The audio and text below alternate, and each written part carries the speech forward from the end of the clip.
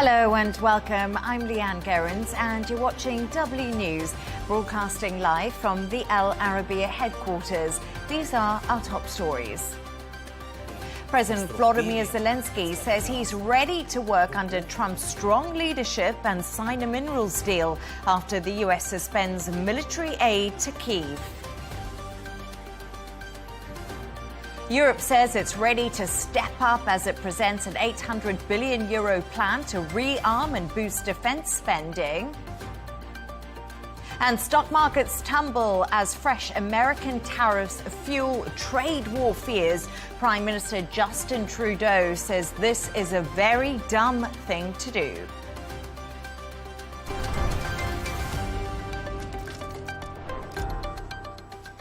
Our top story this evening. In the last hour, Ukrainian President Volodymyr Zelenskyy has released a statement saying he would like to reiterate Ukraine's commitment to peace.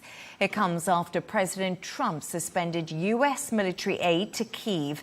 In the statement, he said, Ukraine is ready to come to the negotiating table as soon as possible to bring lasting peace closer. My team and I stand ready to work under President Trump's strong leadership to get a peace that lasts. Our meeting in Washington at the White House on Friday did not go the way it was supposed to be. It is regrettable that it happened this way. It is time to make things right. I'm now joined by Ukrainian MP Oleksiy Goncharenko. Oleksiy, thank you so much for joining me. Appreciate you having you on the show. In the last hour, Zelenskyy has posted on social media. What do you make of your president's words, which pretty much fell short of an apology to the Trump administration? I think that is a good move, and this is a good statement. He agrees that the meeting, it was regrettable what had happened on Friday. That's already good. Ukraine needs the United States as our ally, and we want to have peace. I think this is right messages, and I hope these messages will be heard by American side. Absolutely. We haven't heard from Donald Trump yet, but I'm sure we will. Zelenskyy says regarding the agreement on minerals and security, Ukraine is ready to sign it in any time and in any convenient format. Zelenskyy is willing to go back to the negotiating table, but is he the right person to make the right deal for Ukraine following that Oval Office disagreement? We don't have any other person. He is the president of Ukraine, and he will be the president till the end of the war. Because according to Ukrainian law, and just physically, elections are impossible today in Ukraine.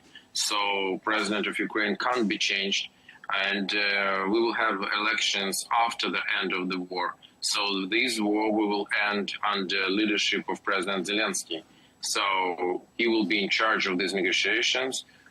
That is something which is absolutely clear. So I think, I hope he made lessons from what had happened during last days.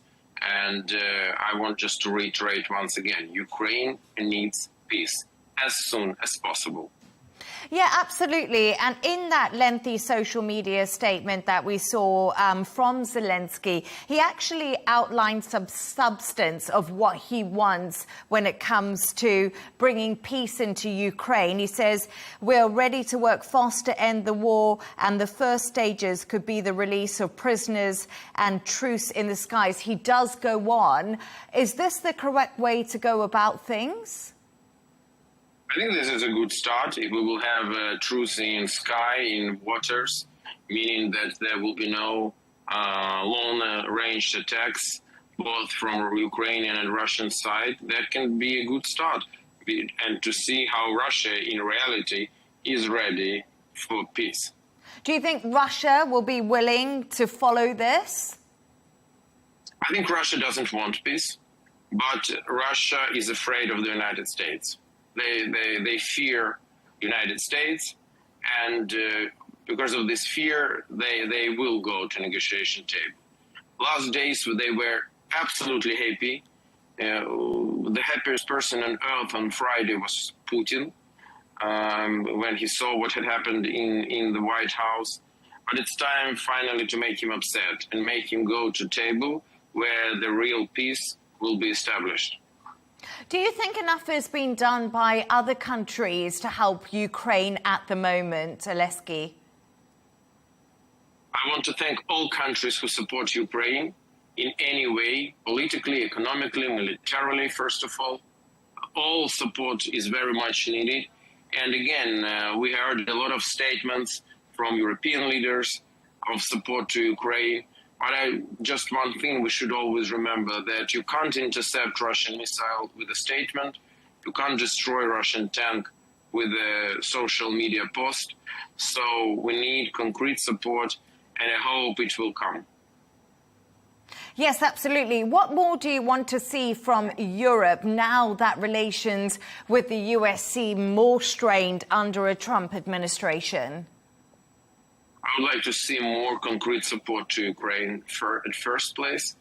At second place, Europe should help Ukraine to work together with the United States. And in general, Ukraine is part of Europe. We need to heal this transatlantic division, which is widening in our eyes, because that will make both Europe and United States weaker. I think it's not definitely what we can allow to happen. Ukrainian MP Oleksiy Goncharenko, thank you so much for joining me this evening.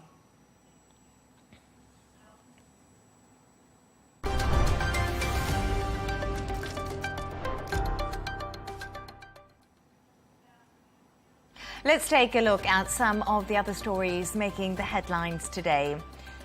Iran has warned its ties with Turkey may degrade if Ankara continues to criticize Tehran's foreign policy. Iran's Assistant Minister of Foreign Affairs, Mahmoud Haidari, warned against the so-called false statements and unrealistic analysis that could lead to differences and also tensions.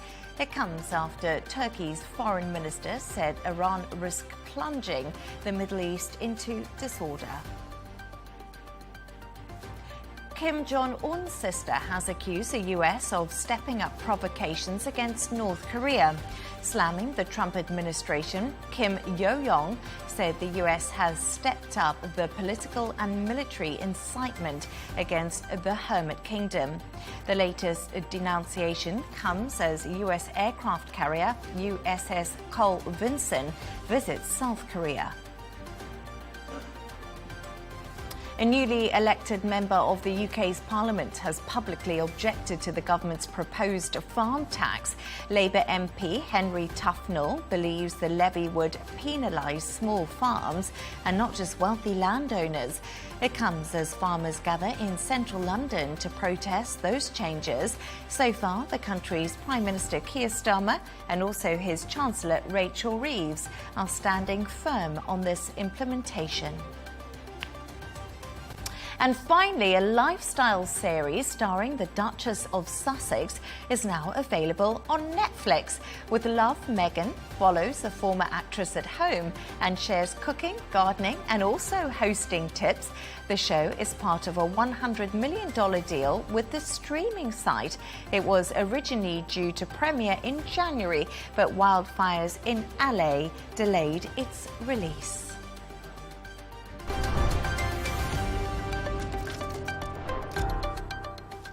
Now to more on our top story, and President Zelenskyy says he's ready to sign the US minerals deal. I'm happy to say I'm joined by retired US Army Brigadier General and former US Assistant Secretary of State for Political Military Affairs, Mark Kimmett, who joins us now from Washington. Mark, in the last hours, Zelenskyy has posted on social media. We just heard from a Ukrainian MP who says this was a good move. It was the right thing to do. Do you agree, or was Zelenskyy just pushed into a corner by the Trump administration? Well, I think it's both. If he was pushed into a corner, which caused him to relent on the mineral deal, the outcome of this is that we're moving towards peace negotiations, which is good for all concerned. Trump's actions of pausing aid to Ukraine really appears drastic. But do you think Trump is using these kind of actions as a negotiating tool to really get these peace talks up and running as he wants? I certainly do think that's what he's doing. That is certainly his style.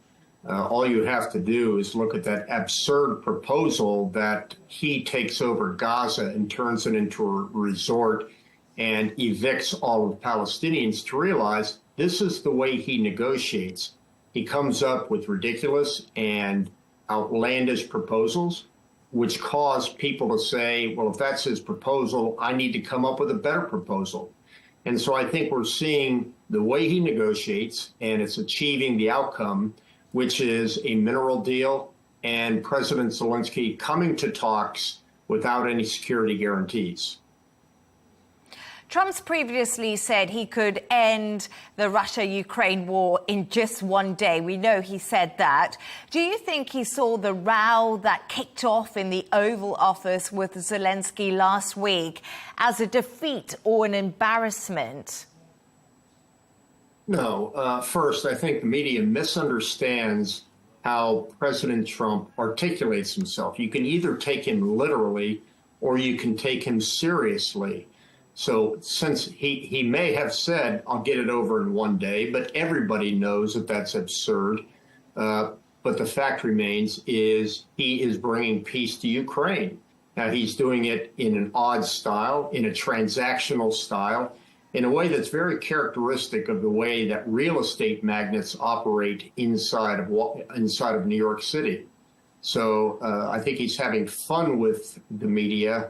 The most important thing is in the background, while the media is falling all over itself to figure out what's going on, he's actually making progress. I must say, we are finding it pretty difficult to keep up, us journalists, with all of the antics that are going on. Trump might think it's fun. We think it's slightly stressful.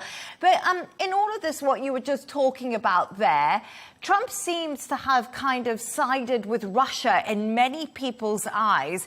Is this a wrong step for Donald Trump? Well, again, I think it goes to whose eyes are you talking about? The people that are taking his words literally, which is the wrong thing to do, or seriously. Certainly what he's trying to do is he's trying to bring peace. And if that means he's got to work with both sides to do it, well, good on him. Now, please understand, I'm not a MAGA Republican. I'm a center moderate. Some people would say rhino. But I think I can understand what he is trying to do. And I don't think he's trying to favor one side or the other. He's just trying to get both sides to negotiate. And if he doesn't like the way the Russians are demanding too much, he'll walk away from the table. And I just want to talk about, as the relationship between the US and Ukraine has felt really unsteady, we're now hearing that Russia could possibly help the US with diplomatic talks with Iran.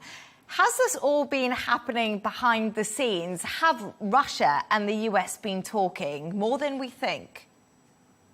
Well, I think so. I mean, just because President Trump is not talking to Putin about these issues, we've got the State Department, we've got a Department of Defense, we have a Department of National Intelligence.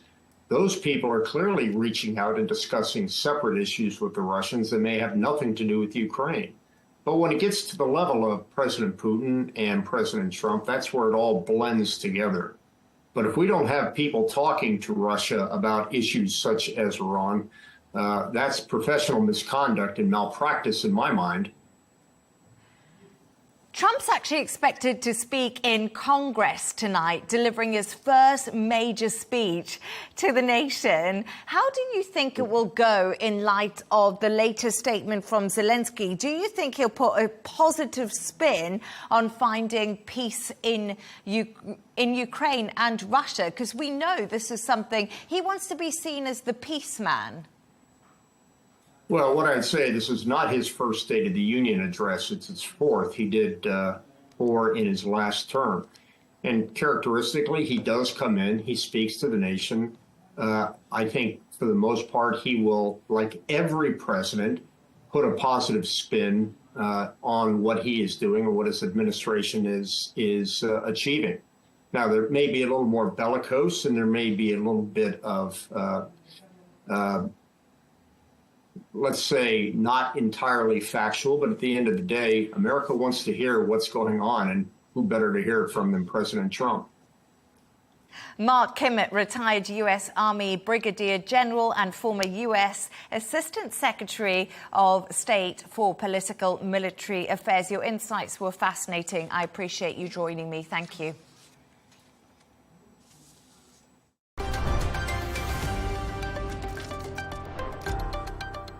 Now, earlier today, European leaders had doubled down on their support for Ukraine following Trump's announcement that the US would suspend military aid to Kyiv.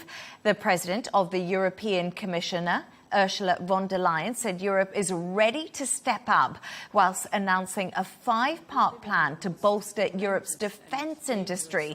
She also said we are living in the most momentous and dangerous of times. For more on this, I'm happy to say I'm joined by our correspondent William Denslow, who is in Brussels for us.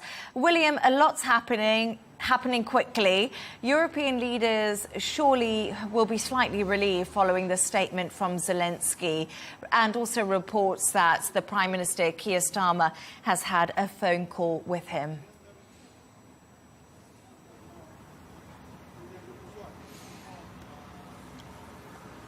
It certainly is. The message from European officials, including Ursula von der Leyen, the European Commission President, is that Europe's support for Ukraine was unwavering, but there were certainly major hopes here in Brussels and across Europe that the United States would continue to back Kyiv.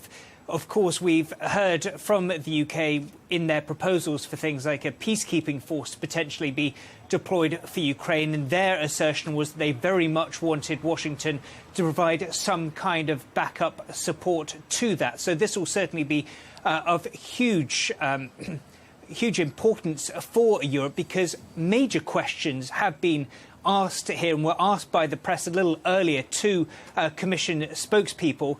And the big question being asked was, yes, the European Union has unveiled this proposal that would see defence capabilities, defence spending ramped up to the tune of roughly 800 billion euros.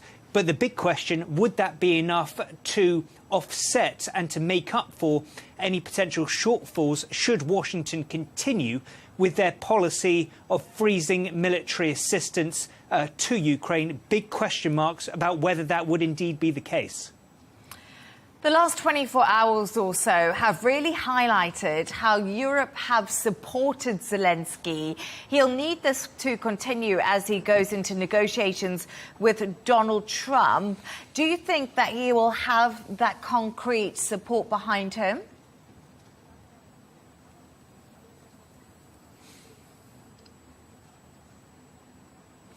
Well, as far as the US and EU relationship is concerned, and wider Europe for that matter, the United States has long insisted that Europe is not doing its fair share when it comes to either support for Ukraine or support for the wider European security. So it's not just Ukraine that will be pleased by these latest comments from the European Commission when it comes to defence spending and boosting defence capabilities. It'll also be very welcome news for the Trump administration. The hope is that that will help galvanise President Trump to continue with their support for Kyiv, knowing that Europe is taking its obligations seriously. There is a major summit expected here in Brussels on Thursday of European leaders of the EU's member states, where not just the issue of more defence spending will be discussed, but also how to provide more immediate support for Ukraine on the battlefield. Also, these other proposals that have been touted, things like this potential peace plan, how to also possibly use frozen Russian assets. So the message here in Brussels is that Europe is taking action. The hope is that President Trump and the Trump administration is taking notice. The US Vice President J.D. Vance has also sparked a row over comments he made about the potential involvement of international forces to police a peace deal in Ukraine. Tell us more, William.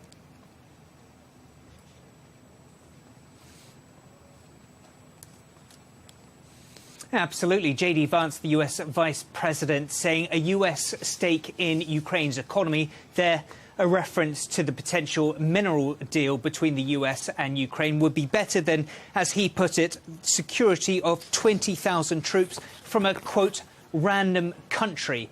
Considering the fact that the UK and France have been the ones touting sending peacekeepers to Ukraine, that has drawn the ire of many politicians in the UK and France, thinking that J.D. Vance was making a clear reference to them. J.D. Vance also said that those countries that he described as random hadn't been in a fight for 30 to 40 years. So many thinking that would be a slap in the face, considering the fact that the UK and France have stood by the United States in plenty of conflicts during the last 4 decades. J.D. Vance, though, has come out and said he was not making any reference to any particular country, particularly that of the UK or France.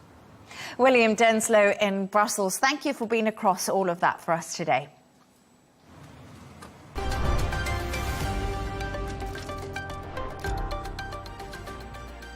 Let's take another look at some of the other stories making the headlines today. Israel's finance minister, Bezalel Smotrich, has said he's travelling to the United States. The far-right minister is a supporter of annexing the occupied West Bank, a topic expected to be discussed by President Donald Trump. Writing on X, Smotrich said the goal of the visit was to strengthen the economic cooperation between Israel and the US. The trip comes as leaders meet at the Arab League summit in Cairo today to counteract Trump's Gaza proposal. Now, Pope Francis is said to be resting today after suffering from 2 new episodes of acute respiratory failure on Monday. The pontiff required mechanical ventilation to help him breathe as doctors performed 2 bronchoscopes. The 88-year-old has chronic lung disease and had part of his lung removed as a young man. At least 31 people are dead after a truck collided with a bus in southern Bolivia. Authorities said the bus rolled some 500 meters down a ravine on the highway between Oruro and Potosi. The driver of the truck has been arrested as police investigate the incident. The accident comes 2 days after another deadly crash in the region where 37 people were killed. And Cole Dean, Dolly Parton's husband of 60 years, has died in Nashville. The two married in a secret ceremony when the country music singer was just 20 years old. In a statement, Parton said, "Words can't do justice to the love we shared for over 60 years. Thank you for your prayers and sympathy."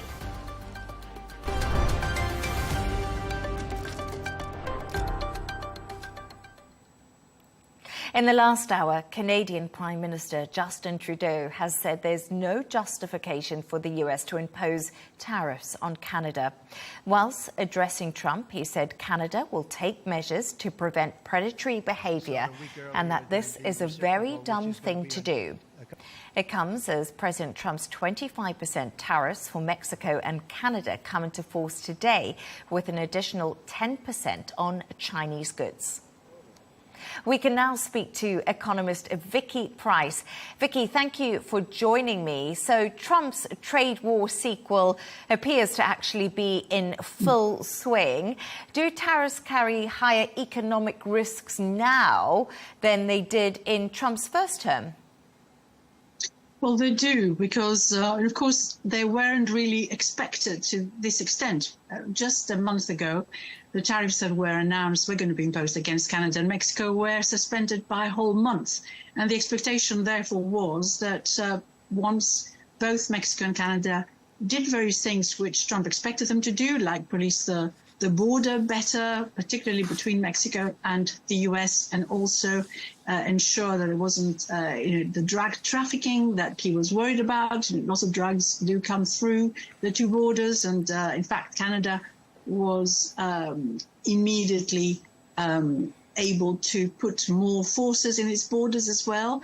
That perhaps that would be forgotten, but it wasn't. And those tariffs have now been imposed, and it's a serious problem for everybody because, of course, you know, but particularly with Canada retaliating and Mexico intending to do so as well, what we're going to see is that costs go up, prices go up everywhere, and trade is disrupted. I mean, we've got to bear in mind that when you look, for example, at the car industry in North America, what you have is almost 50%, if possibly more, depending on which particular production line you look at, of the car industry in the US depends on imports of parts coming from either Mexico or Canada. So that's a serious problem for the industry as a whole. And of course, the US also depends quite considerably on oil coming from Canada. So that's going to also become more expensive. And that's a serious problem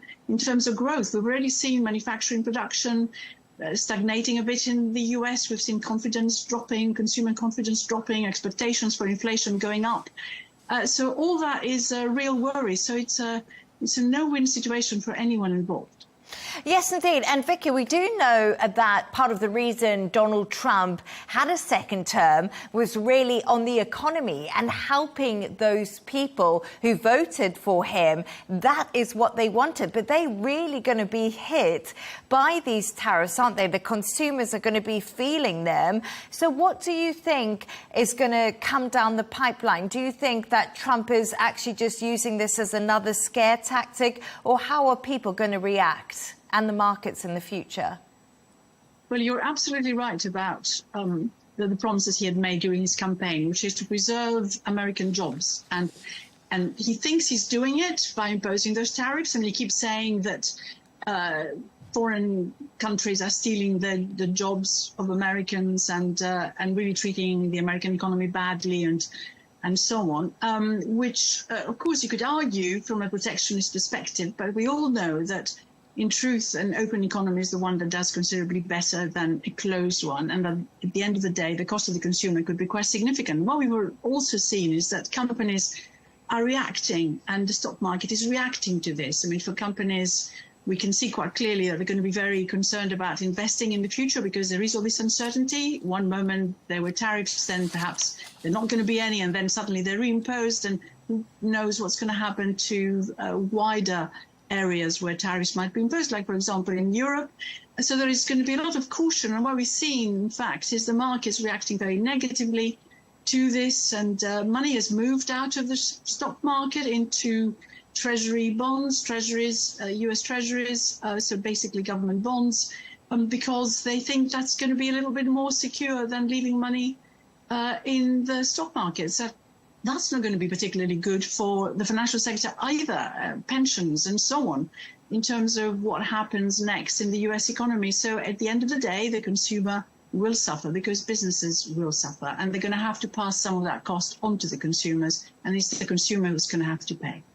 Absolutely. The term Trump session has been used often with fears of increased costs, as you've just been telling me, for American people, when inflation is actually already above the Fed's target. What will this mean for borrowing costs going forward?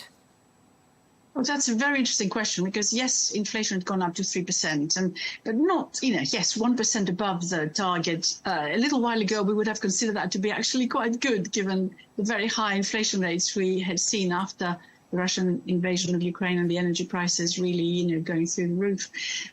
They've come down quite significantly now.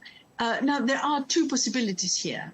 One is because of those falling bond yields now, because everyone is piling into treasuries. And of course, yields are coming down as a result, that we may be moving towards a slightly lower interest rate environment. Mortgage rates and so on are very much tied to that. So perhaps that's going to ease the path a little bit for the population. On the other hand, the Federal Reserve is going to be very concerned about the inflation expectations of everything we've just been talking about, tariffs.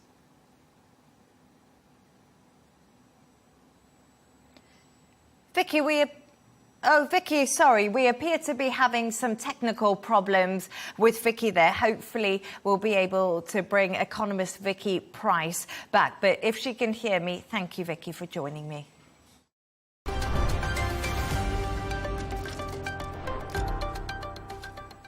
Let's take a look at the top business news now.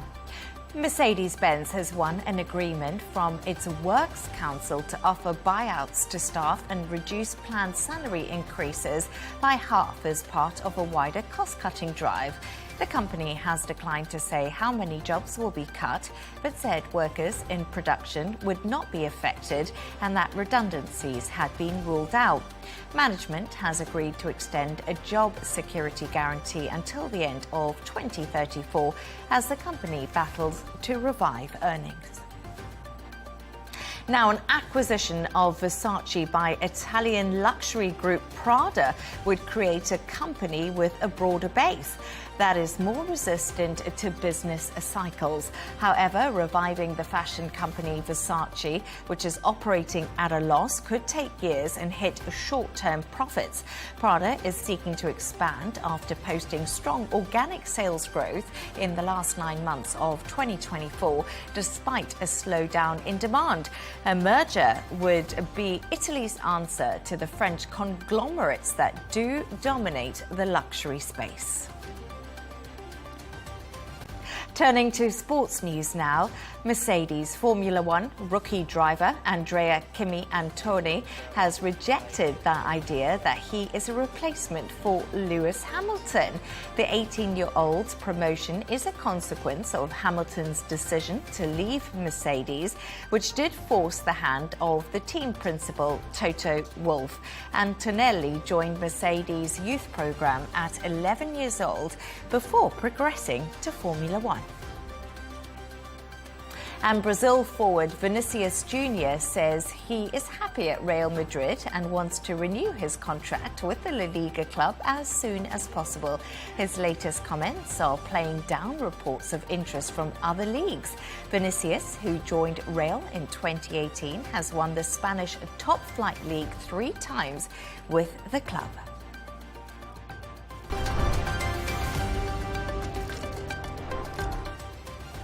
Now, a reminder of today's top stories. President Volodymyr Zelenskyy says he's ready to work under Trump's strong leadership and sign a minerals deal after the US suspends military aid to Kyiv. Europe says it's ready to step up as it presents an €800 billion plan to rearm and boost defence spending. And stock markets tumble as fresh American tariffs fuel trade war fears. Prime Minister Justin Trudeau says this is a very dumb thing to do. And that's all from us on W News. Thank you so much for joining us. The dressing room is coming up next. And don't miss Tom Burges Watson with GNT. Good night and thank you for joining us.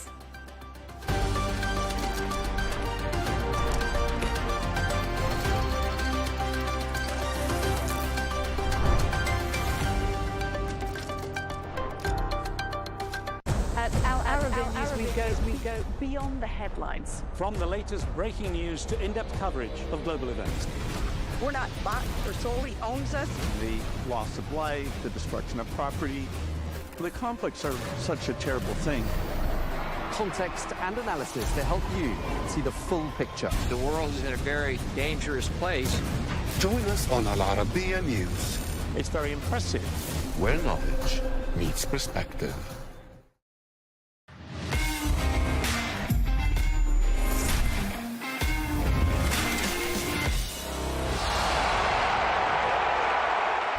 Right, welcome to the dressing room with our Arabiya News.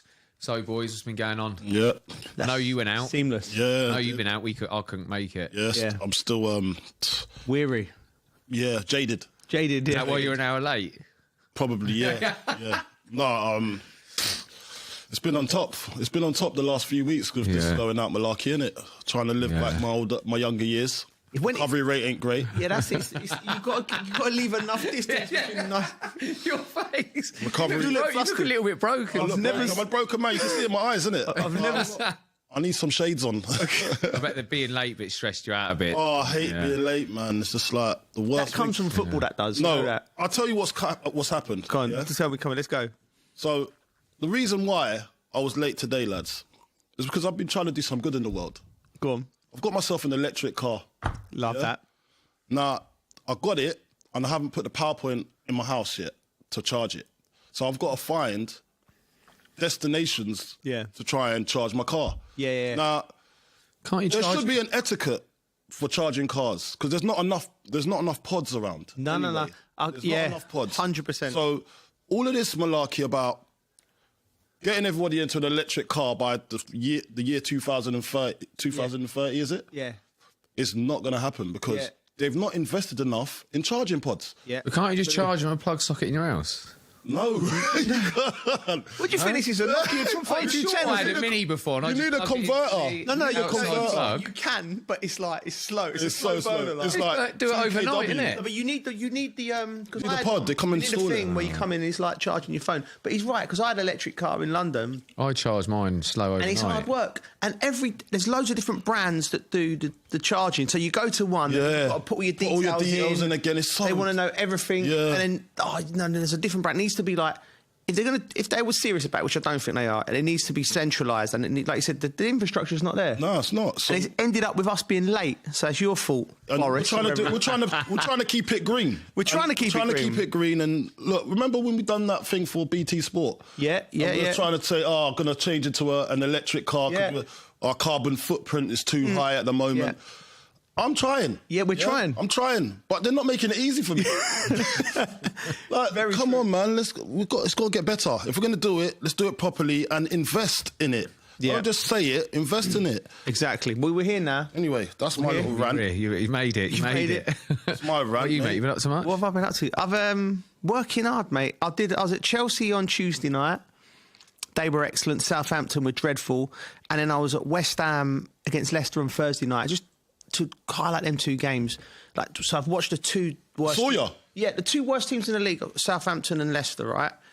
And you know, like in relegation battles, and a couple... The one for the theme of it was, for me, why I looked at them for why are these two teams? Because they've got quality players, both of them, Southampton and Leicester. Why are they where they are? And it was... Do you know, it was something as simple as, Cole, it was going with runners. I was looking at both. I noticed that. Going with runners. Work rate. I'm like, yeah, I'm like, that's why you are where you are, lads. Like, and I highlighted it. And you know, like, sorry, geezer. Like when you're doing the show and I'm highlighting it and we're working with the analysts and I'm sat there saying, do you want to say the player's name? I'm like, no, I don't want it to be personal because it could look personal because but I was taking the names off. Look, and I wanted to highlight to the people watching. Just look at this. And it was run after run. And, when you're down there, you want to be the best at the things that are easiest to get. Yeah, like work rate, staying with runners and things like that. It's easy to get it, really, isn't it? It's just staying switched on and putting the effort in. It's the bottom line, isn't it? It's the bottom line that you should be doing. Like, and you want to have all these. Want to score the best goal. You want to have a great defence, clean sheets. But you got to put the bottom line in first. Fundamentals. That is what you've got to go for. If you can't get that right, or you can't work harder than the team that you're facing, then you're gonna have an uphill struggle. Because you can have all the skill in the world. Yeah. But it's like what Roy Keane says. Like, you can have all the skill in the world, but if you don't have the basics, then forget about it. Yeah. And that's a lesson for young kids. I know. Yeah, that is a lesson. That's what I was trying to do it for the kids. But what else have I done? So I've been writing my book with journalist Sam Wallace. He's doing a great job. So we've been meeting up. We've done it for a year now, nearly 18 months. It's nearly finished, right? So I usually go to the local gym to go with him over like different chapters of your life, things like that. But what you do in the gym? No, not in the gym. Like I don't listen. Man's lifting weights like that. Yeah, that's time when I went down in the box, it was a dive. No, right, so anyway, we're in the cafeteria area. Do you know what I mean? Yeah. So it's lively. There's people coming in. You know people, and I was talking about, and it got quite an emotional part of it, right? So I'm sitting there like, and I'm an emotional guy, and I started like, I was crying a little bit. We're talking about my childhood, but things that was happened to me and things like that, blah, blah, blah. And then when you see it, then as soon as I started seeing people walking in, looking at you, and then you look, I'm thinking, mate, I just made it uncomfortable for them looking. And I'm all right, there's nothing wrong. I'm just being a bit. So that's what I was doing. That's nice though. It shows. Do you know when people cry, like men cry? It shows strength. See my wife, right? Yeah. Like, she cries, when we're watching a movie, she'll only cry or a movie, it could be a documentary or anything. She only cry when a man cries. Really? She won't cry when a woman cries. Is that a thing? Yeah, I can see that. Well, yeah. Because I don't know why. She just always cries when it's something emotional. She cries only when a man cries. When a woman cries, she don't care. Yeah, I know. It's weird, isn't it? Yeah, strange. No, but it was. But I'm standing. I'm fucking. Well, it's good to cry. Yeah, and it's about your story. Yeah. Anyway, so that's coming out soon. I'm excited about that. Actually, I've really enjoyed doing it because you don't realise that all of the different parts of your journey leading up to where you are. It's been good. But it's good to do. Is everything in there? A few bits left out, mate. I think. You want to throw anyone under the bus? This guy's lived about 5 lives, different lives, mate. 5 different lives, mate. I bet there's. I've been open. I've been very open, and one thing I've been very mindful of is like I don't want it to be like. There's obviously people I get on with better than I get on with other people, but I think it's pointless me being negative. I don't really want to dig anyone out. There's situations that's happened in my career and my life which I'm going to have to explain and say this is why this happened, and for this reason. But I've tried to be fair. Like I thought of everyone I've spoke to who have been slightly had a disagreement with when I write about it in the book. Yeah. I'd like to be able to sit them and say, listen, this is what happened from my perspective, and this is how I felt. Do you know what I mean? So I can speak. Everyone always sees stuff differently, don't they? Yeah. Feel stuff differently. So if anyone else talk about it in the book, if I met them, I could stand and have the conversation with them and be honest. Like, and I ain't into like settling score. I ain't really got anyone I want to settle a score with anyway. But it's been like it's therapeutic. I found it. I didn't think I would, but I found it really therapeutic and really. Yeah, just like nice. And I hope, hopefully people might... I'll enjoy it. I bet it's nice for everyone to do look back on their life. Yeah. Nice. It's going to be a great book, mate. Yeah, well, thanks, mate. Well, you have to say that. You're with me, mate. No, to be fair, I wouldn't want to do one. We'll just leave that. We'll just leave that in the archives of my memories, mate. That's it. I'm not letting everyone know. I'm quite a mysterious person. You are mysterious, Mystique. There's a mystique about me. Mystique. There is mystique about me. Like, so I don't know if I want to open up to the world like that. I might do on my deathbed. Yeah. But a bit late, too late, mate. We'll write it for you. Yeah, it'll be for like 3 pages. Summarize Cole's life. Anyway. Yeah, I've had an interesting week. What about yourself? Yeah, not loads, mainly with the kids. Actually, Percival Clothing. Yeah. Which is the T-shirt, representing. You obviously know I'm doing a bit with them at the moment, and it's kind of, we're going to do a little range going down the father and son route. Next summer. And that's when you realise how long it actually takes. We're at the beginning process, but they were taking through all the processes you go through, and you think you're starting it now and it doesn't come out till next summer. Yeah. Well, I enjoyed it. The first meeting was really good. We were with Terry, who obviously you met before, and going through like colour palettes, why you're doing it, who's it for, you know, go through all kinds of things, you know, get into music as well and like fragrance, and they kind of build a portfolio of what the brand's going to be like. A mood board. Yeah. And it's really good. And I think he was pleasantly surprised because he went to me at the end, he went, you know what? I was really nervous, but it's gone really well. Because why? You know, I think it's trust your judgment. I think it's literally because I did one thing for them once, and it was a community thing of playing football. Yeah. With people, and it was a football shirt thing they were bringing out, and we ended up going out. You're right, okay. And then I went. I understand. Then I went to Paris for Fashion Week with them. We ended up going out again, and then we met them again, and we went out. So I think they must have been thinking, "Oh, I don't know what we've let ourselves in for here."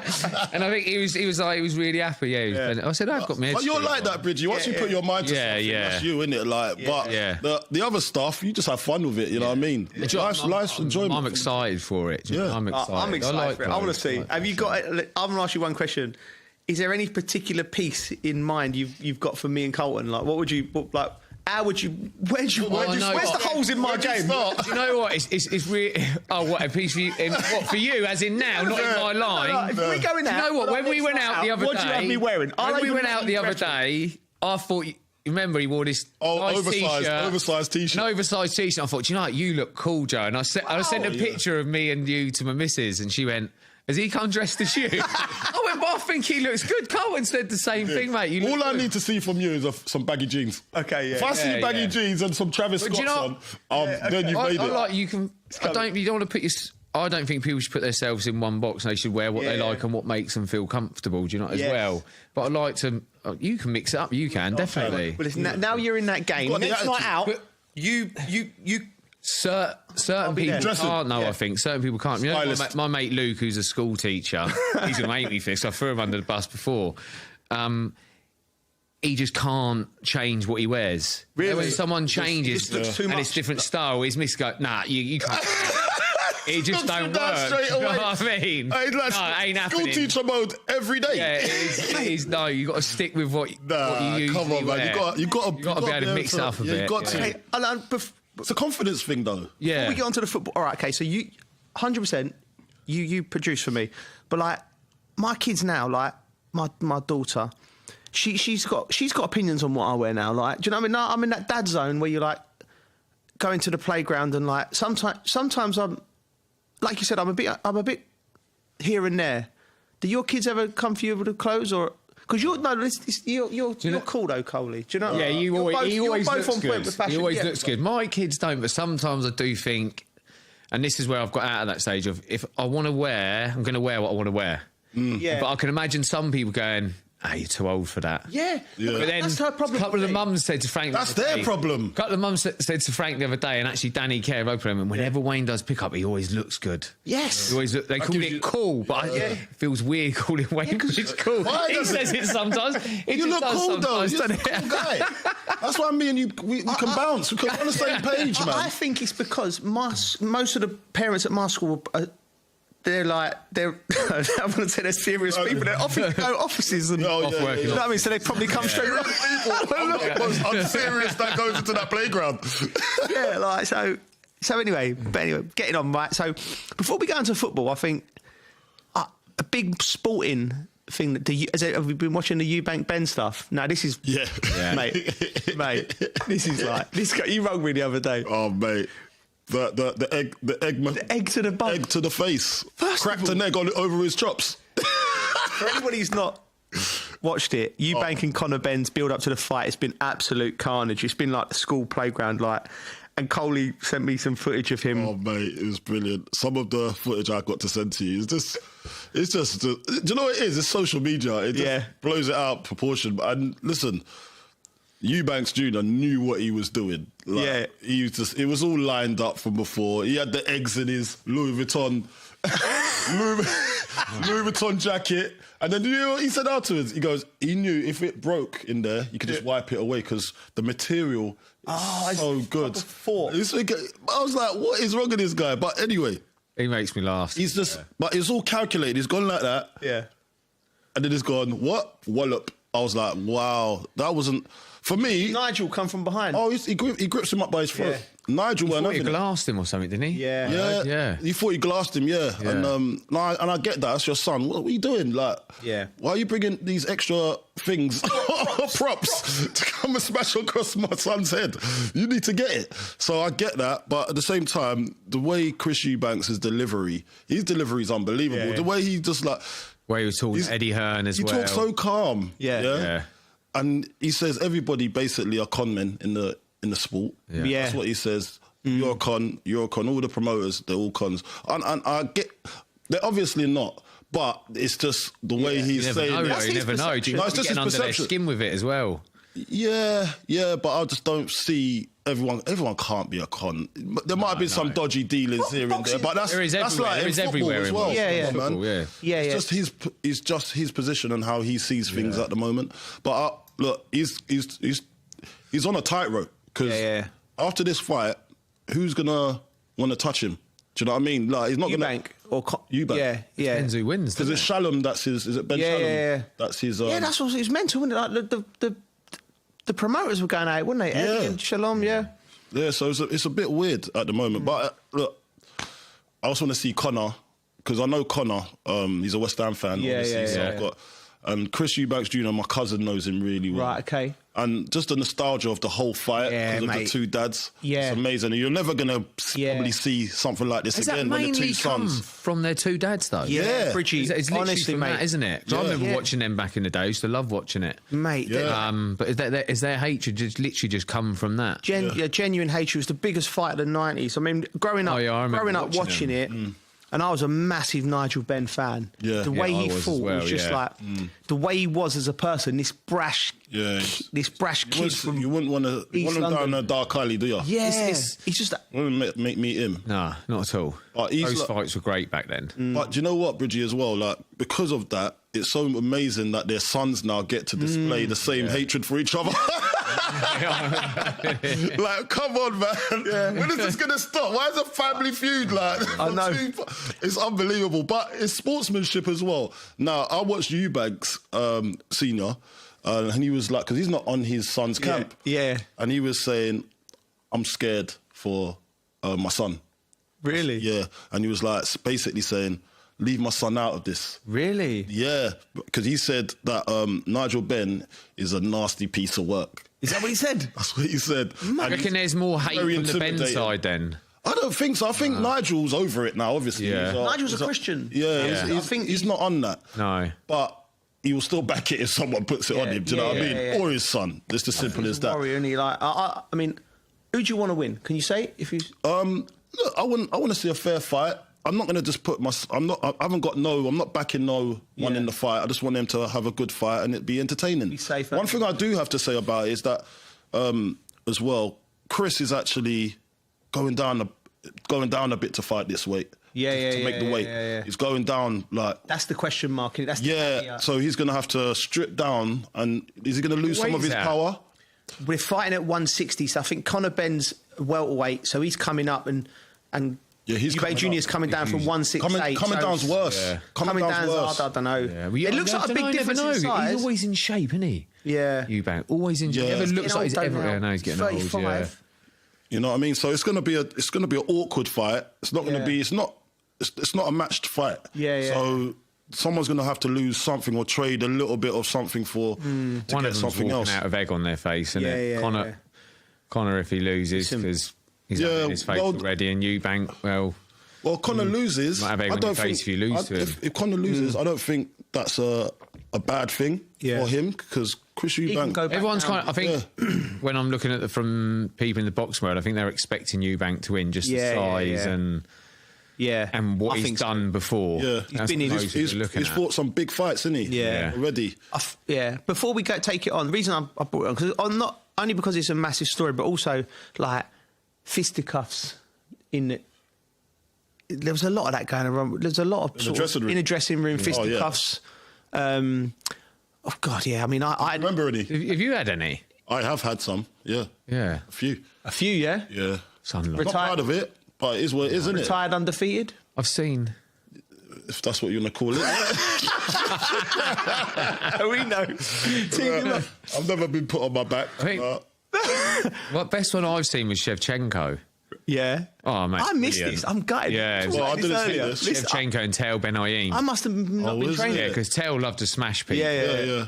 And I can't remember what had happened before. I think there was a couple of incidents basically between them, and I think Sheva gave him a warning. Really? You know what Tells? Oh, I bet that was a proper Eastern European. And then there was another. Then there was another smash from Tel. Yeah. And I can't remember exactly what happened. I can't remember if Tel squared up to him, but they both basically end up in each other's faces, and a combo Sheva through. Really? A combo, yeah, but you could tell, like, it wasn't no like arm swinging. It was literally, it was something like a jab, cross, but like boxing starts, like bang, bang, bang, bang. And we had the stance. Boom, game over. That's done. Towel. It was done, mate. On the floor. It was done. On the floor? It was done, mate. In the oven. It was done. In the oven. Cooked. Done. Wow. Over. And I can't remember it. I would have been there. That was baking a cake. Move on then. You move on then. It's sorted. But Tell just got to swallow a bit of pride, ego, pride, and move you on. just got to crack on. And just don't go near Sheffer again, mate. don't do what you done last time. Always, whatever they're feeding them, Usyk, Lomachenko, Shevchenko, Klitschko. They're born to fight, isn't they? Yeah, they're born to fight, these guys. But you must have been around a couple. I've seen a few, yeah. Did you see the one at West Ham? Hartson and Berkovic. Yeah. I was a young lad. That was a volley. And I love Isle and Big John. He was a player, by the way. Isle Berkovic was a top at Southampton as well. Yeah, oh, sorry, go on. No. Oh, he was there. He joined in a youth team training session, right? Yeah. Oh, my God. I thought, what is going on here? Yeah, he's a different level. This can't be right. Because he looked so small and young. Yeah. I thought he was our age. Yeah. And then next day he was training with the first team. I was thinking, my God, no wonder he was so good. But he was unbelievable. What a player. So good, mate. What a player, mate. And a character as well. He's got his own show, I think, in Israel. His own show? He's the character. He really helped me as a young player because he was a number 10 and I learnt a lot from him. Yeah. But I was with a youth team, was on the next pitch and they were there. And I remember, what I remember from it, I remember looking over and seeing a melee, but Big Righty, the laugh, Righty's laugh. I'm like, what's he laughing at? Like Carlton. With his gold tooth. And I was like, what's happening? So then like, how's he laughing in a serious? I think it was like they had a little something. I'll slap Big John.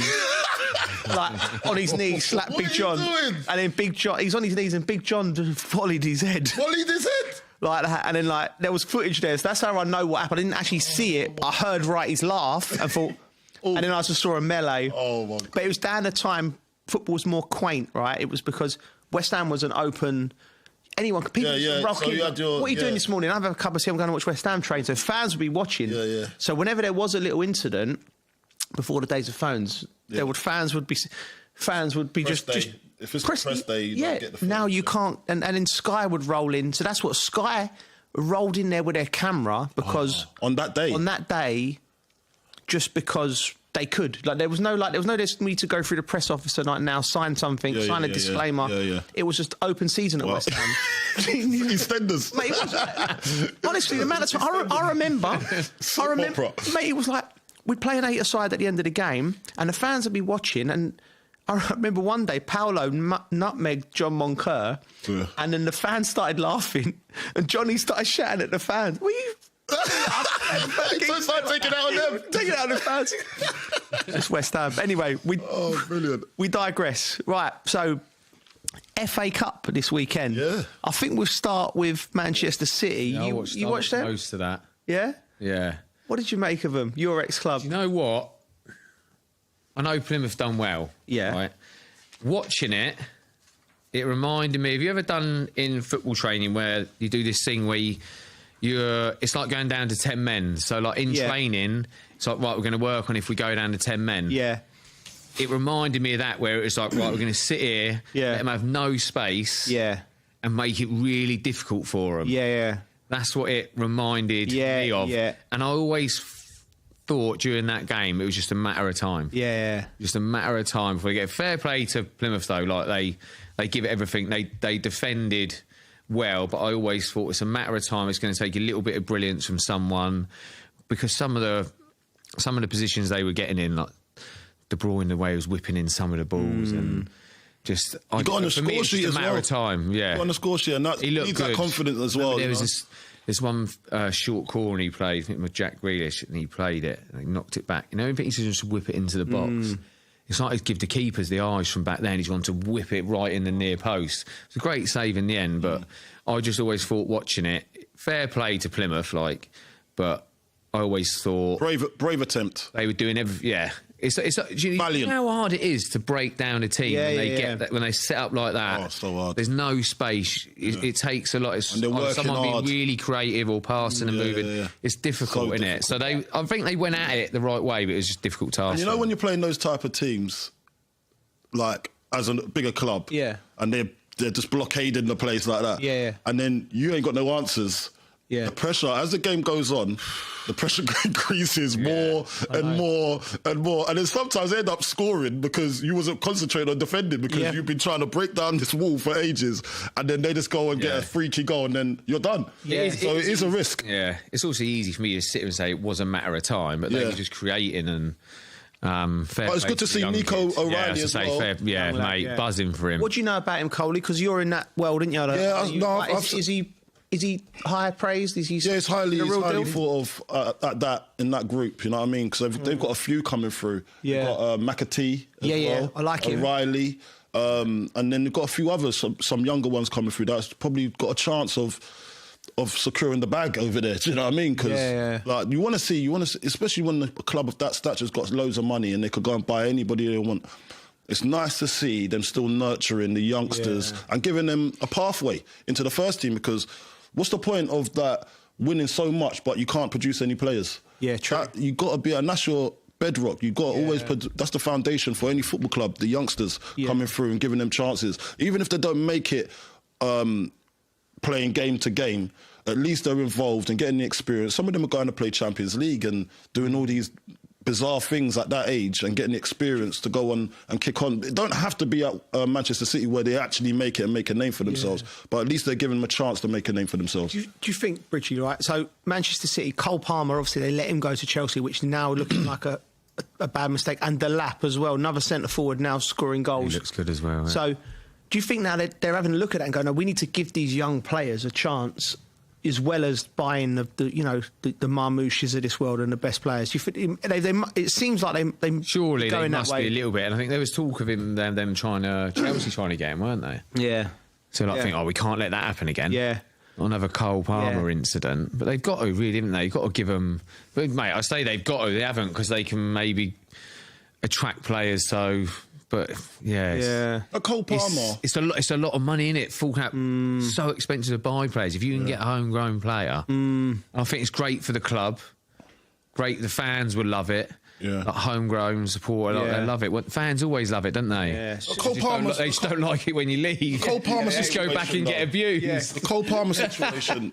The Cole Palmer situation is not as easy as that looked, because Cole Palmer wanted to leave. Yeah, because he wants to play. He sized it up. He thought, I'm not going to get the game time here. Yeah. And at the time, they were showing loads of love to Foden more than him. Yeah. And so he's probably thinking, well, I want to set my own stage. Yeah. He might not have done what he's done at Chelsea. No, so sometimes we always talk about players moving from here to there or leaving it when they shouldn't. But that's just their path, innit? And there's nothing you can do about it sometimes. And they're probably better off in the long run. You know, it just makes... Sometimes you got to go. And if you're serious about the game and playing football, playing football matches, you're going to go where you're going to want to play and that wants you.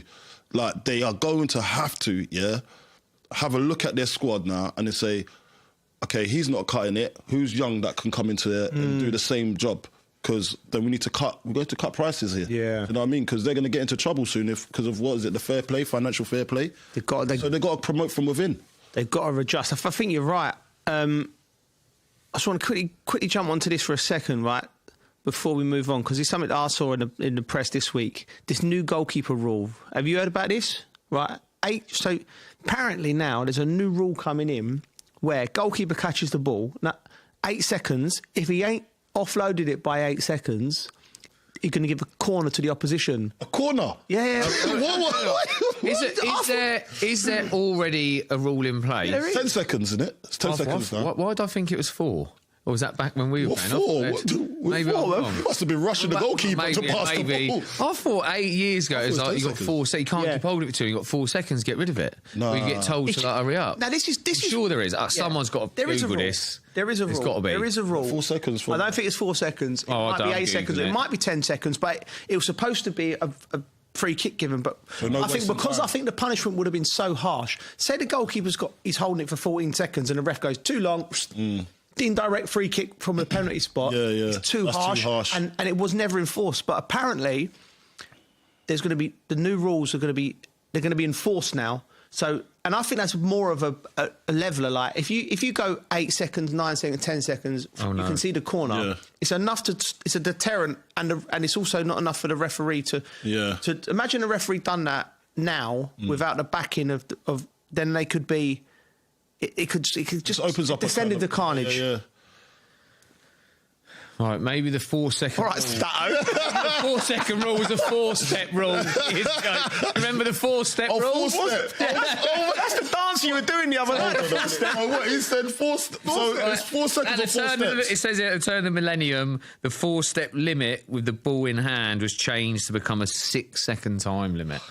I knew there was something in play. How do you know that? Yeah. I don't know. I vaguely remember it. I remember something. 3 ex-professionals. What are you going to do? It's never rarely enforced, is it? No. Might get told to. But the odd one might get a yellow card when they take ages. But yeah, you know, the 8-second rule in the corner, I reckon I'll just give it or an indirect free kick. That'll stop them from doing it. Like any indirect free kick in the box. Yeah. Or direct. No. Indirect's too harsh. Indirect free. But corner's good. Because I think that's enough for you to get your act in order. Stop them. You'll have the fans counting down, won't you? As soon as the keeper's got the ball, 1, 2. You know what's always been mind-boggling? For me, having a wall inside the box on the free kick inside the box. Have you seen that? You played in a game that you've had a free kick inside the box. It's wild, isn't it? It's wild. I'm like, hold on a minute. It should be a pen, isn't it? I'll tell you what, if something like that happens, though, an 8-second rule, you'll end up like basketball with a countdown thing up there, wouldn't you? Like 8-second countdown. Well, actually, there's actually discussions about that as well. Oh, gosh. This is not, was it basketball now? No. Yeah, similar to the American football where it's like just before when you go to a basketball match, the end of the quarter, and it's 10, 9, countdown, Like, how do you see that in football? Well, this is what I'm. We don't like change. I'm going to fans would be bringing all sorts of. I'll tell you what it is, Bridget. To make that noise, won't they? They have something that makes exactly the same noise. You're going off constantly. Not us Brits. We ain't doing that. We ain't doing that. It's too corny.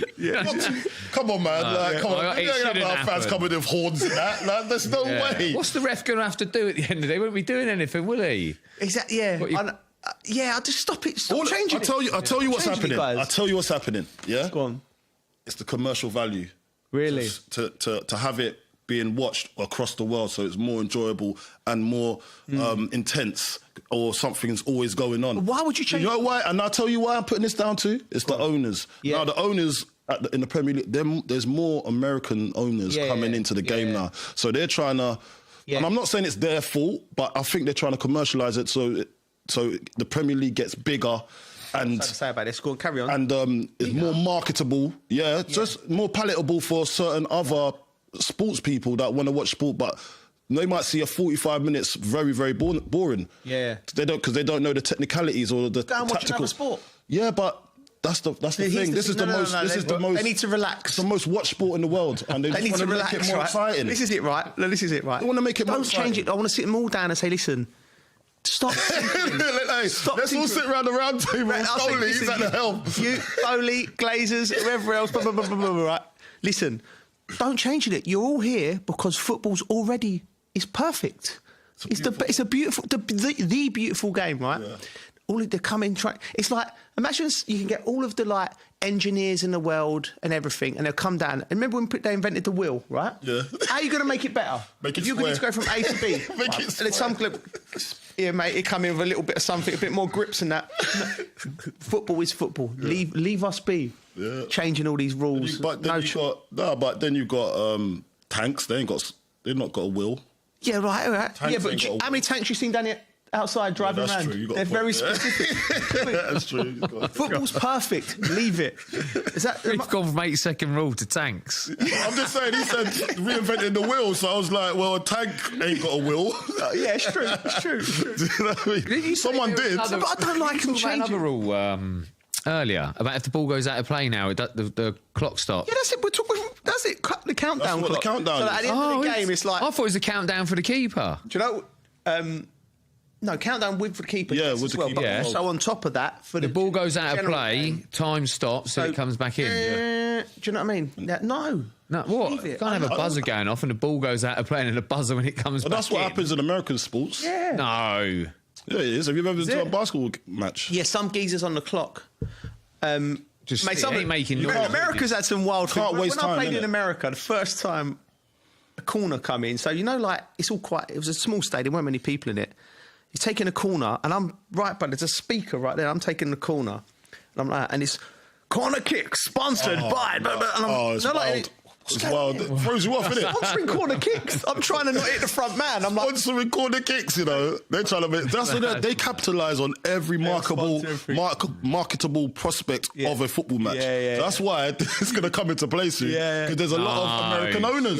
I'm telling you, bro. One thing you can say about them, we've been bought out. Us English, the English have been bought out of our own sport. That's what's happened. Yeah, we have. You got to come to a realisation of this is what's going to happen next. We're done. No, we're never done, geese. Mate, unless we put our money together and go buy a football club, we've got no chance. It's crowdfunding. Then there's literally no time wasting at all. So there's no booking for time wasting because the clock stops. Yeah. I can see the logic behind it, but I just don't know whether... The game will be quicker. Yellow card and tell him hurry up. All this stopping, starting. Just... A yellow card's not excitable, though, is it? Really? Let the ref the game. Yeah, but a yellow card's not excitable for the fans. Oh, give him a penalty. Instead of giving him a corner, then give him a penalty. That's more exciting. More exciting having a penalty. That's a bit severe, isn't it? That's a bit severe. That's a bit severe. You couldn't do that. Imagine, it's anyway. I think just leave it. Yeah, just enjoy it. There you go. Just enjoy it. We're going to talk about that. So we're talking about the game, the state of the game. Semi-automated offsides are in now. Which is really good. I felt that really worked in the Euros. They use them in Europe, and I cover Europe in the Premier League, and I think the European version is better. I think the semi-automated one. What have we bought? A knockoff Nigel one? What type have we bought over here? Mate, we got the Snides, whatever they are. They're not working. Why did it all the same? Why let's go get the same one they've got? Because it works. Do you know what would be interesting, right? Do you know what would be great fun to do, I reckon? Well, actually, might not, but anyway. Being in the VIR room with all them... the referees and assistants live, there's a big game. There's a big decision to make. I just like to be in there to feel the tension. Like they're all standing there in their little kits, like looking up like... Yes, imagine the heat's on. Yeah, that would be very intense. That would be intense. Because you can't mess up. I know. And then if you do mess up, you're going to get scrutinised. And have it right, referees are not here to please everyone, are they? No. So they're going to be coming out looking bad. But when they've done a good job... You take your hats off to them and say, well done. Yeah. Pat them on the back. Yeah. I want to see them do referees. Well. We need referees. And we don't want to... We also need traffic wardens. We don't have to like them. You need some referees this weekend with the sending offs there. We do need traffic wardens. What about... What's going on with the lollipop ladies now? Are they... And the lollipop man. No, I ain't seen them. Yes, I don't really see them anymore. Talking about that. I ain't seen the lollipop. I wasn't expecting you to go there. I know. So where's that come from? Mate, this is how my brain's working, bro. Mate, sending off. Sending offs. I can't wait to get with you two again. Okay, right. Sending offs again, right? The Newcastle game, Newcastle-Brighton, what a game that was. But the sending offs, Anthony Gordon. By the way, I love Anthony Gordon. Yeah. I love everything about him. I think he's a throwback footballer. Even his Barnett's throwback. It's like the 1980s. He's gone for he's permed. I don't know what he's done. He looks amazing. I love the kid. Do you know who he reminds me of? Go on. Gordon Strachan. Yeah, a tall Gordon Strachan. Yeah, tall Gordon Strachan. That's a compliment. That's a compliment, by the way. Strachan was a player. And do you know who told me about? By the way. Do you know who actually? It was a person that actually don't really watch football like that. Wow. Saw him running on the screen, and then it was my in-law, my mother-in-law, right? And she goes, doesn't he look like Gordon Strachan? I was like, whoa, Gordon.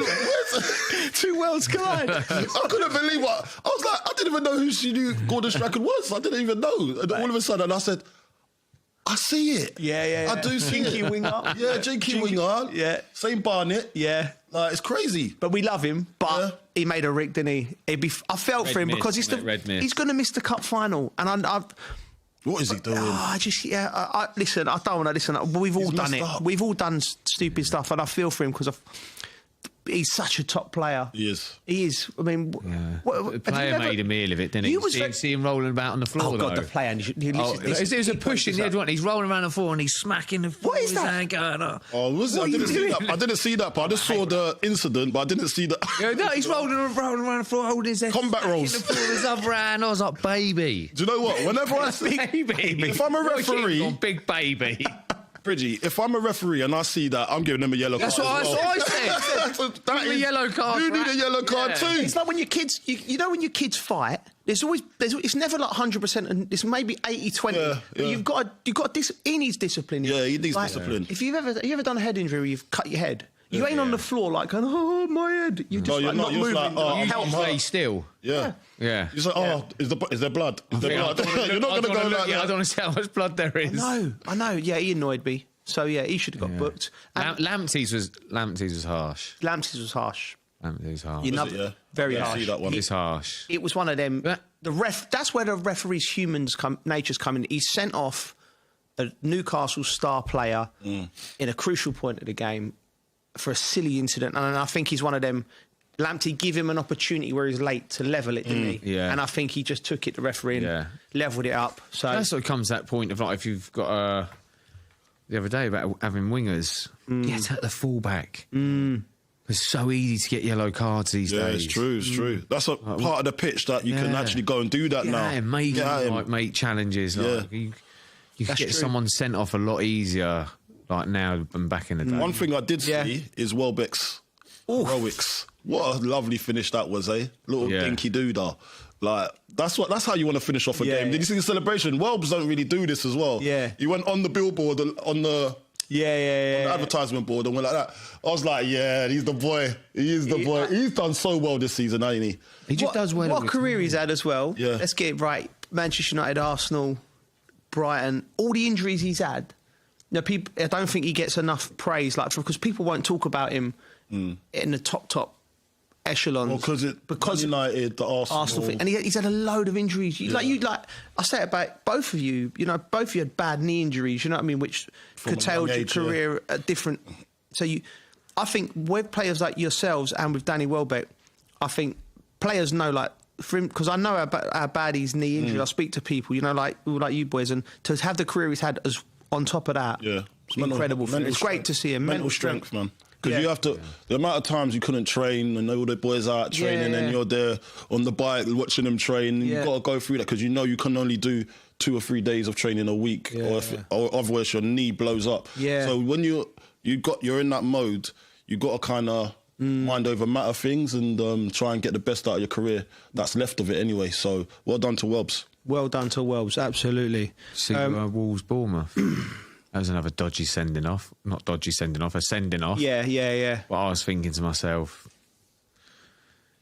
that's another red mist. Yeah. But the arm swinging ain't that bad. Oh, cool now. Yeah. Okay. The little kick ain't that bad. What? They ain't that bad.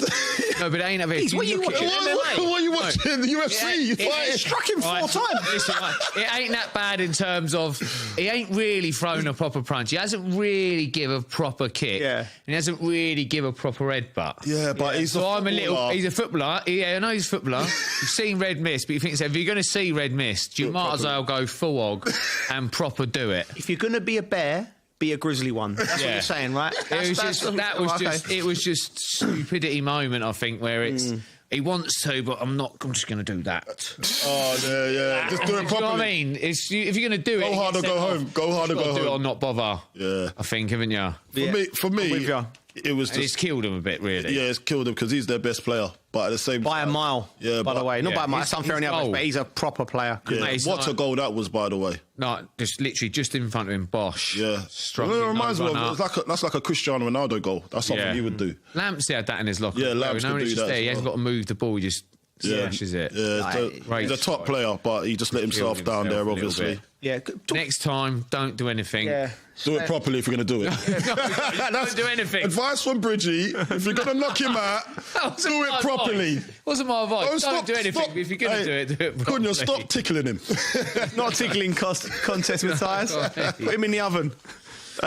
Frank, Sid mentioned Frank. Yeah. He's done well. Back in the play. Fine, isn't he? First time Crystal Palace, Coventry have been in the playoffs for 39 in playoff position for 39 years.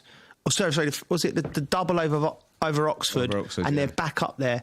Because he took over and they were around the relegation zone. Yeah. He's done a great job, and it's great to see. We talked about Graham Potter and Eddie Howe and other young English coaches. There's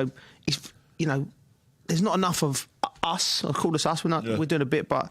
So it's great when you see Frank and his team doing as well as they are. Do you think that's his forte, that level, Championship? Or No, do you think Coley, I don't. You think he's got more? I think he's been at his most successful manager in the Championship. Yeah. He's been at his most successful. Yeah. And that is a great, do you know what? It's a great place to start. If you've got half a decent team, he's got them whilst they're at the bottom, and he's built that team, the morale. He's made the right signings as well. Yeah. Like in the windows, and it's kind of boosted him up to get to the next level. I think any job would be hard as a manager. I think the Championship's the hardest league. I think the competitive nature of it all and the disparity in, like, when the Premier League teams come down, they got... Yeah, no, I get what a you're massive saying, advantage. but there's so many managers that has gone from Championship, brought the team up, and then just failed miserably. Yeah, but that's hard to take a team up and really... It's hard ask. Investment and everything, but... Like, we've got Scotty Parker.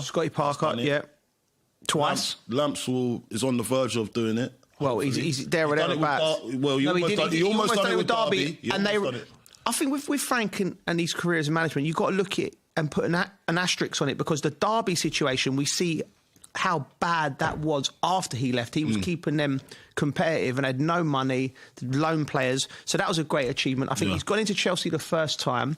I said, and there was no... I mean, it sounds like because we're pals with him, like we're trying to punch his fight for him. But when he went in at Chelsea, there was sell your best player, Eden Hazard, and we can't sign anybody for 18 months, and you've got to use all of these young players, your Mason Mounts, your Tomori, your Reece James, right? Now, everyone goes, they're good players, but you still have to blood them. Yeah. They're not the players they were 2 years after. They were developing. He finished into the Champions League positions with no money. And then he left, had a bad spell, which can happen at Chelsea, left. But that team went on to win the Champions League with Thomas Tuchel. So I still think that part of his career is really, really impressive. Oh, he set up Tuchel. The Everton job, I think, was the wrong job at the wrong time, because we didn't realise how much chaos was going on there. And they're still coming out of it now. And then going back to Chelsea was when it was absolute mayhem for six games. That's nothing. Scrap that. That was just... So I think... He's rehabilitating his career now, and we wish him all the best. And I think, knowing Lamps as we know him, he's going to be successful, and he's going to be a manager, because he's got that mentality.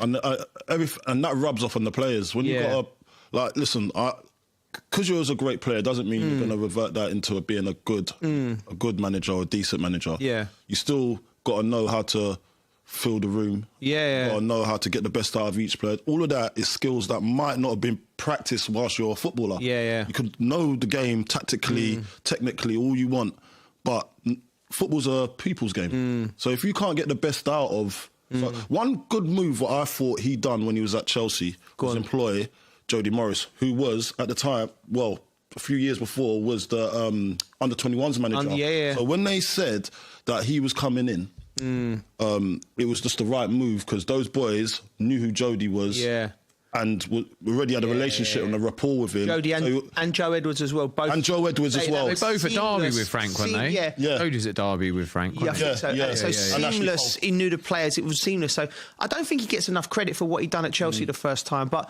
we wish him all the best. He should do, because he set Tuchel up for that Champions League win, mate. Yes, listen, that team, them young players, all gone on, and they're in the middle of fantastic careers. Should we go into Europe for a little bit? Because I want to ask you a question, Coley. About Europe? That's not my thing. Centre forwards, right? Yeah, okay. Harry Kane, right? Yeah. He's on the verge of securing his first major trophy with Bayern Munich. In recent match, they came from behind to beat Stuttgart. Kane contributing. I mean, what do you make of it? Like, is Harry Kane? First of all, does he need to win trophies? Yes, he does. You do? Okay, he needs to win He's got trophies. all the personal accolades. Yeah, right. He wants to win him as well. Yeah. He's got all the personal accolades. He's such a great player, fantastic guy as well. Yeah. And you want to see him do well.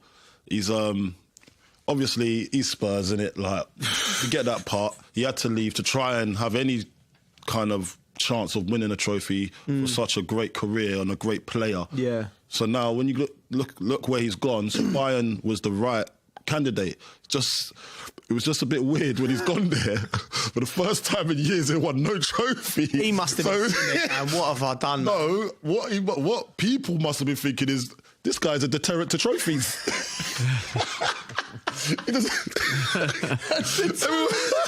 It's horrible. I'm joking, but I was like, this guy got to be the most unlucky person in the world. Like, there was one time, remember, when he could have almost got to a final with Mourinho. Yeah. And then Daniel Levy sacked him before the final. Like, come on, who does that? And got Ryan Mason in. It's like, it was like the universe was moving. But because I think he's one of the great. No, not I think. I know he's one of the greatest players that England's ever produced. Certainly one of the with those greatest, numbers. if not the greatest goal scorer. So I'm really pleased for him that he's on the verge of winning it. Where do you stand on it, Bridget? I think he's brilliant. Yeah. Like, I said this earlier. How old is he now? Must be 31, 32 or something. Yeah. Something like that. He's mate. I hope he wins it. You know, I'd love to see him go though. Go on. I hope he wants to come back to England. I'd love to see him go Arsenal. Oh, Bridget's just you're mischievous. They need him. They need a centre forward, and I'd love to see another people listening to this in their cars in North London. There's like the emotions you're stirring amongst people in this area. Harry. We're in North London. Once he wins this trophy. He's not back at Arsenal. He might want to come back to the ends. That's what I mean. North London, isn't it? It's down the road. Yeah. You know what I mean? He could go back in his old house. Imagine if he wins something there and then goes to Arsenal and wins something as well. Do you know what? I don't think he would do it anyway. Do you not think he would? He wouldn't do it, no.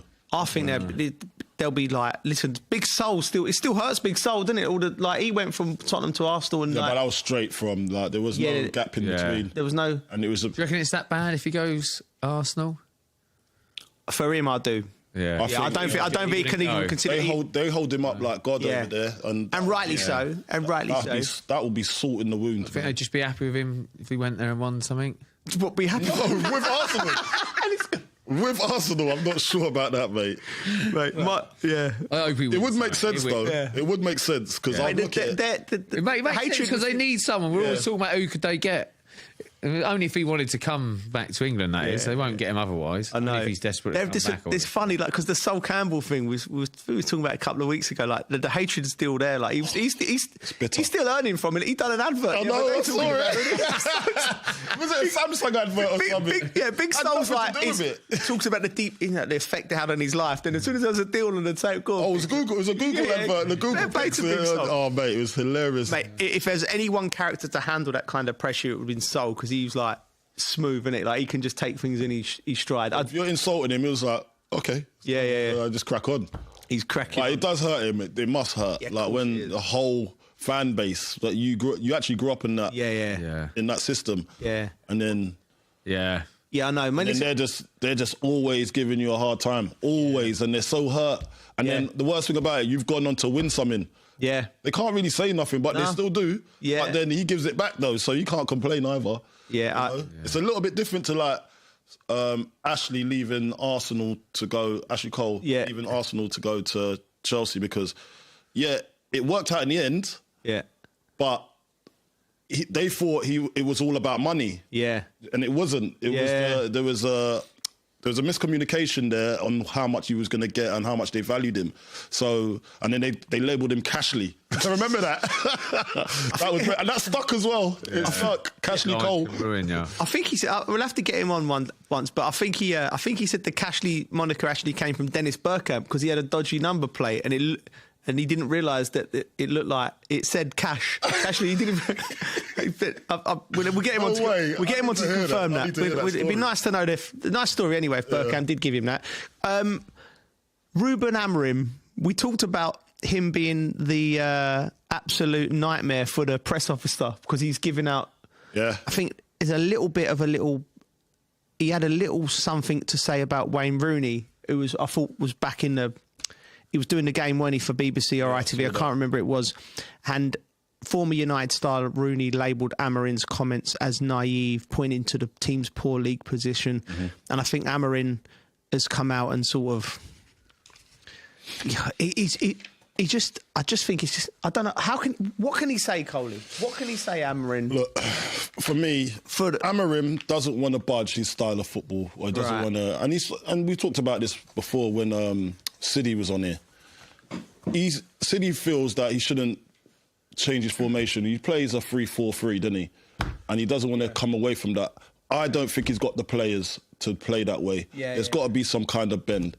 Nah, also, Amarim's been quite vocal in the press as well after games when it's quite emotional. Sometimes you just don't need to talk. If you're an emotional character, you got to know that. So there's got to be some self-awareness about that. And send someone, if you're in that space, go and send one of your assistants to go and have a chat. You can't send an assistant every week. No, but there'll be but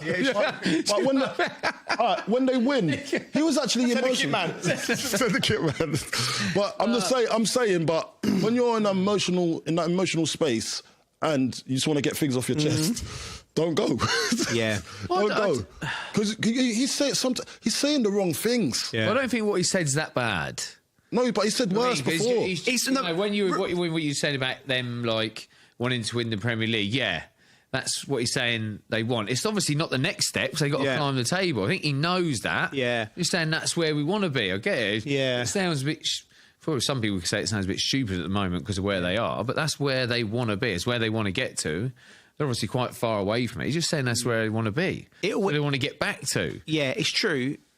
But what do you think, Bridgie? Because Amarim's response in a retort to Rooney, Amarim highlighted that he's obviously aware of his team's struggles and sort of said, basically saying, like, I'm the boss. But do you think it stings more if it comes from someone as much of a legend as Wayne Rooney criticising? That's why he's on the TV. You've got to give an opinion on the TV. There's something I heard him say, and it's so right. It's like he's been in that punditry world. Yeah. And it's very easy to just sit there and say it. Yeah, it is. That's how I earn my living. Wazza will know. Look at the manager's things that he's had and what's happened. So it's easy for us to just sit here and say something. Put yourself in the shoes of him. Yes, I know. It's hard. I know it's hard, isn't it? Because I'm guilty of it myself. Like, again, going back to watching the Leicester and the Southampton team on Tuesday night and Thursday night, I was very critical of both groups of players. Listen, I've been in a team that got relegated. So, listen, I've made loads of mistakes, loads and loads. But you've got to say what you see in front of you. But I also think in the past... And it's a mess at Man United. I get that as well. But sometimes when I watch it and I'm like... and someone does batter someone, I look at it sometimes, look at the stuff that's just happened the minutes before. He was out of place, he was out of place, he was out of place there. It's very easy to analyse it in that small section. There's stuff that happens before, like he might have been out of position and stuff. I find it hard to criticise people, but sometimes it's you can criticise them, but sometimes they know they've made the mistake and it's a lapse in concentration. Well, it's a little bit staying back switched to, like, on. Roy Keane. Roy Keane, when you criticising him, like, you got your legends, so you got Roy Keane criticising him, and you're piling on with Wayne Rooney after. Like, you can't win. So Amarim's going through it. He's going to be judged. But I can understand it. But I see it as a whole team. When I see it, sometimes when I watch some of the. Like you said about the Saints and Leicester, and you don't want to criticise people. And I look at it's like the whole team. I think the work ethic and the closing down and the pressing, it's not together. And that's something that when you're down there, you have to be at it. You have to be at it when you're at the top of the league. Because you want to get results. Don't want to let up when you're not actually playing your best football, and that is grinding out a result and putting the effort in and closing down and working hard for each other. I think that's what Lampsey was. That's why Lampsey's doing so well. I think I heard him say. That we've got results when we haven't played well. We've grinded out a result. And that's what you have to do when you're at the top and when you're at the bottom. Yes, it's true. Very, very, very true. We're going to quickly go to Italy and Dele Alli. Like, he's in the squad for the first time in 2 years, and it's great to see him back playing football. Like, we've very well documented, weren't it, Bridgie? With his struggles with his mental health and things that happened to him as a child, and he lost his way. You look at him, and like 2018 World Cup, he was starting. He was like one of the main men for England, and it's great to see him. He's got Cesc Fabregas as his manager. He's rebuilding his career, and he got in the squad for the first time in a long time. What do you make of him? I hope it's a corner turn for him. It's I don't think it's so easy. Like we say, it's so easy to judge and say things about people when you don't know the full story, obviously what he's been through, and then the mental health side and addiction and everything. But you never know what's going on in people's lives. Do you? I can't put myself in his shoes. I see it's obviously what he went through as a kid, horrible for anyone. depression, the addiction. Like, it's horrible. Yeah, it's horrible to see. So I'm hoping it as a corner turn for him, definitely. Yeah. The fact that he's with Cesc, I like to think he's helped him, or is helping him, and going to get him to a stage where he's back playing and playing good at football. Because I was sat next to Cesc at a wedding, and it's the first I've met him. I bet that was an experience for Cesc, wasn't it? Yeah, he was like, my missus don't like going to weddings with me. But no, do you know what? I really liked him because obviously to play against him, just irritating, wasn't he? He was irritating. He used to irritate me. It's like Gary Neville as well. He used to irritate me. But off the pitch, I really like him. Funny guy. Yeah. But I sat with Cesc, and obviously it was great to talk to him. He's still into football. I think his missus is a bit like, why can't he be a bit like you and stay away from it? I was like, he ain't got it in him. But obviously speaking to him about it, he loves the game. And he's doing really well as a coach. So, I think I love to. I hope it's Cesc that brings that old Dele Alli out again. It'd be nice to see. We love a redemption story in England, and we wish him all the best. And I think Bridgie's right, Cole. I think having an ex-player like Cesc, who was a great player, I think his arm around him. Easier to. It'll be easier to if he believes in you as well, you know what it's like. They say when strikers play on conflict, you've got a manager that really believes in you, and he's telling you, I know you've got it, and I'm going to help you. Well, this is what the thing is. Dele's had this before. He's went to Everton with Frank. Great, and for me, it was quite bizarre. I thought that was going to work. I thought it was a no-brainer. The reason why I said that is because, but that's why he was going things. He still wasn't clean off the pitch, so it didn't help him to go somewhere. Because I heard some other stories that when you present yourself to a new football club, you've got to be humble, kind of thing, and especially if you've not been playing.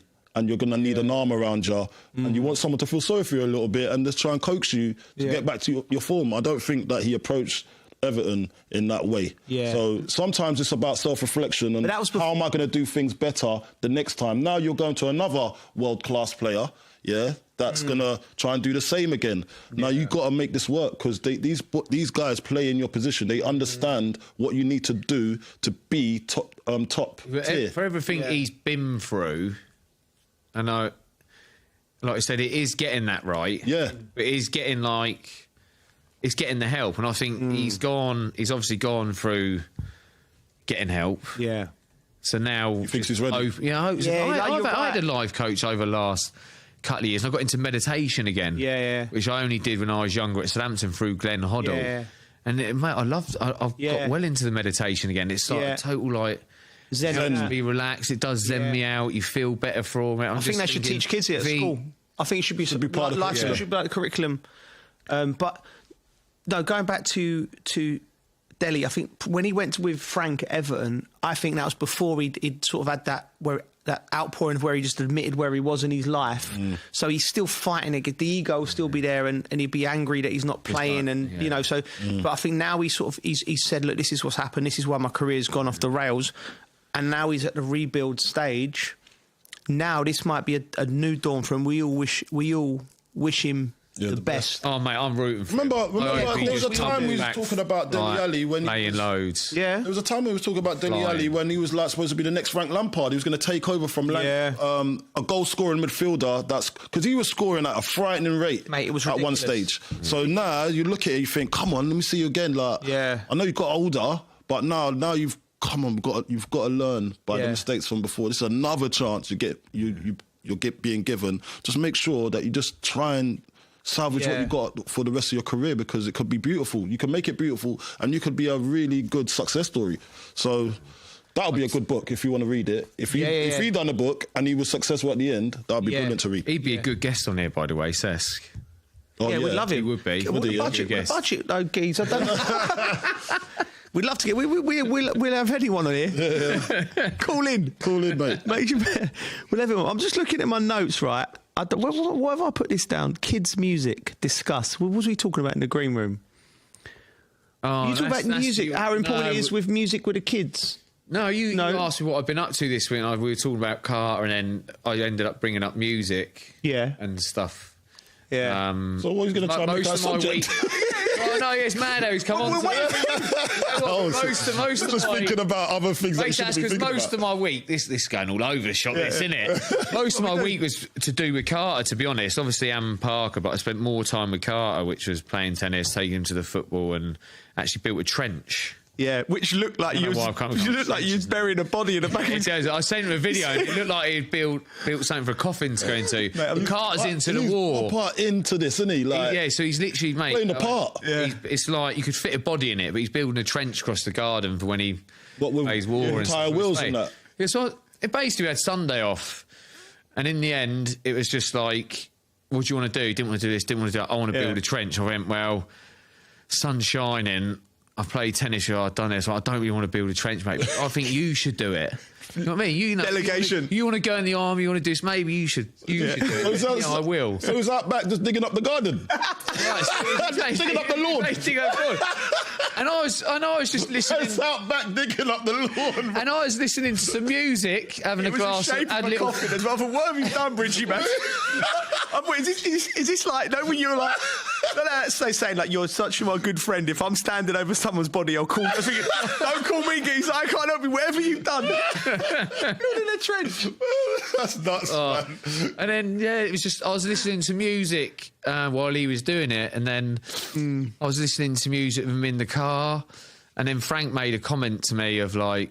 She said, I was driving a car to school today. And he looked up to me and he went... Do we have to listen to this depressing music? Oh, wow. Right, okay. And what do you want to listen to? He went, we can't listen to some happy stuff like Daddy listens to. Then I realised it made me think. I was like, from my dad, the music that stands out was Bob Marley. Yeah. Bit of Elvis Presley. Yeah. Marvin Gaye. Mate, you had a Otis Redding. Yeah. And I was like, don't get me wrong, I've got into my own stuff like Oasis, but I thought to myself... That's always there. It's there, and I thought to myself, then with him, I was like, oh, what music would you want to put on a playlist then? All right, okay. And I was like, oh my God, I've got a big influence on him at the moment. Yeah. I know parents do, but sometimes I just don't realise it. Yeah. And that's why I got onto chatting to him about music earlier. Yeah. And the impact that it does have on you from a kid and memories that it brings up. Yeah. That's what music's for, though. Yeah, I think it's massive. I'm saying we're very musical, and my kids will listen to music I listen to, Oasis, Stereophonics, Paul Weller, the Beatles. They love all of that. They love Liam. Yeah, but, he loves Liam. Yeah, so it is important. My dad used to listen to ska music a lot. So we had that was there, the reggae, UB40. So all of that's a big part of my thing. But I remember what I've written down now because it was we got into this discussion because one of my boys is doing music at school. He's singing the Spice Girls to me, right? And he's going, Dad, I said, what have you listened to that to? Because and he went, oh, we're learning about the Spice Girls in music, right? Oh. And I'm like, wow. Hold on a minute. Hold on. So was this on the curriculum? We're old. He's going, this is the curriculum. He's going, and he's like singing a song. And I'm like, mate, what about Jimi Hendrix? I'm like, Jimi Hendrix, Bob Marley. Bob Marley. And they're learning about the Spice Girls. I'm like, listen, no offence to the Spice Girls. Be careful, there's a lot of Spice Girls fans out there. No offence to them. For you. Bob Dylan. Like, teach my kids about... That's too old, bro. That's too old. Yeah, but like, come on, man. It needs to be organic music. Like Spice Girls is like girl empowerment. Yeah, all that sort of stuff. I understand culturally, but no, that's why I asked him. I said, "Is this like about what they meant culturally to the movement?" He went, "No, it's in music, like the tunes." Wow, that's me. I was like, "Well, I would go in a different direction. Get Bob on." There you go. Anyway, that's love, uniting the world. Yeah. Right, back to football. Sorry, I went. This podcast should be for people struggling with concentration. A bit of ADHD. ADHD. Come and join our podcast. I'm self-diagnosed through Instagram. I think we all suffer from ADHD at some capacity. No, that's the first thing. Just come to the realisation, acceptance. You've got it, mate. You've got it. Anyway. Mourinho. What about Mourinho? Oh yeah, well, we're gonna have to listen. Suing Fenerbahce for 100. What was it? What does 1,907,000. 1,907,907 pounds, or reference. I don't know if it's pounds or euros. To the reference to when the club was created. Oh no, it's the Turkish liras. Turkish liras. Galatasaray, wasn't it? Not Fenerbahce. He's at Fenerbahce. Yeah. It was an incident in a Fenerbahce Galatasaray game where there was a referee's decision. I think Jose took umbrage against the Galatasaray bench, jumping off and jumping around, and then he said. Almost say Glastonbury then. Yeah. It's like there was a rave on the bench. I still ain't sort of a ticket and I think Galatasaray thought there was a racial connotations with what he said. To who? To who was it? He said it in the press conference. He said that the behaviour was the bench, that they were jumping around like monkeys, and I think what happened was they perceived it to be racial to the black players on the bench at Galatasaray. How many black players was on the bench? I need to. That's what we were looking at. I wanted to know, because if Mourinho is not known for shutting his mouth at any time. If he sees something, he blurts it out, and he's very upfront in your face. We'd have known by all this time if Mourinho was a racist. 100% he's not a racist. He would have tripped up a load of times. He's not racist. But come on, his actions, and his words, and his support for the black community as well, can't go unmissed. Not just because of that. It's just you just don't get that vibe from him. You know, I know his wife was born in Kenya. Right. You know what I mean? So I know he's been there quite a few times. I'm not saying because you've been to Africa you can't be racist. You can have and the thing about, listen, when we talk about racism, right? You have to be a proper donut to be a racist. Come on, and the thing about, I think, not when everyone says, everybody's racist.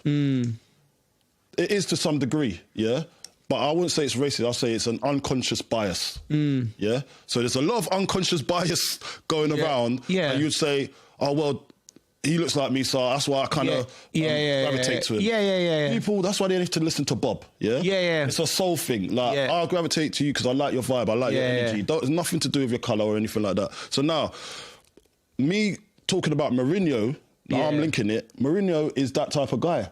I know that he'll gravitate to anybody, not because of the skin colour, not because of... If he was talking about that Galatasaray bench, he must have looked over and thought, they're acting like monkeys. And I can imagine a caged monkey. Like trying to get out, jumping around. That's what you. What else could he? What else would he? Wild. You could have said wild animals, or do you know what I mean? Or you could have said something like caged wild animals or something. But he's just gone to that, and then that's always a dangerous game when someone don't like you, because they'll use that against you, because now you've opened up that door for them to say that. He's left himself vulnerable by saying it, but we all know really deep down he isn't that guy, because he's not gonna. I don't think he's gonna, like, he'll dislike someone or off the back of their character, not off whether they're. Oh, come on, man! Or I know. I've worked with him. I'm black. I've never had that vibe ever. And if someone did, then that's not my experience. I wouldn't be able to see that. So for a whole football club, they're twisting kind of. Yeah, because they don't like him. That's it. It's two clubs that don't like each other. But that's the wrong man to go and call a racist. That's just like, come on, go and pick someone better, man. Not him, because we know that he's not. Like, come on. So you just. You know what I didn't realise? You know, like I think we just all got. Yeah, go on. Filed a lawsuit, and it's for like 1.9. Yeah, 1,907,000 Turkish liras. I thought it was pounds. I thought, oh my God, that's big, isn't it? I realised it's only like 41,000 pounds. He's doing it. I've only just realised that. He's doing it just to prove a point, because that's when they were founded. Oh, that's a lot of money. It's still a lot of money, but I thought that was a massive amount of money, wasn't it? You went, is it racist to say that? You call me a chimp? I said, no, you walk like a baboon. Silverback, Silverback. I'm sure it is. He called me a baboon. He called me a baboon. His back's massive. It's like that. And it's also because I waddle. He's got one leg longer than the other. Right, listen. Squint your eyes. You walk in front of us when we leave. Squint your eyes and tell me what animal tunes the bike. Like a chimp. I think that's... Hey, chimps are so strong. Yeah, I know. Yeah, they're one of the strongest animals in the world. I know. You know what I mean, once they get going, mate. You know what I mean? There's a amount of things you see it on all like YouTube. People coming unstuck, thinking they're friendly, and they're just like, mate, they're not cute. Listen, They're not that's another. Listen, before we leave, if you've got wild animals, be careful. Yeah, and just Mourinho, please stay away from the monkey connotations. Yes. People can read it the wrong way. Yes. You know, it's not. We all know. It's not advisable. We all know he's not racist. We know, and we are. I hope he gets what he's asking for, because it's very conniving what he's done here. Yeah, he asked for that amount because was it 1,907,000, which if you just take the 1.907, it's 1907. Yeah. Which is on the Fenerbahce badge. Yeah. Was it Fenerbahce badge? Yeah, I think so. I was like, this guy I love him. I was dumbfounded. I was like, he just loves drama. Why would you do that? Yeah, he loves it. I love him. Listen, we need him back in the Prem, but we wish him all the very, very best. We love him. I think we're cooked. No, you got European football this week. European football. Ooh. Really, European football. Yeah, you're back on the screens, aren't you? Back on your screens, people. Yeah, man. Tune in. How can get home? Get home early from work. I will be breaking down some football games for you in Liverpool. Europe. I'm actually not, Geese. I'm at Aston Villa Club Bruges, which I'm really looking forward to.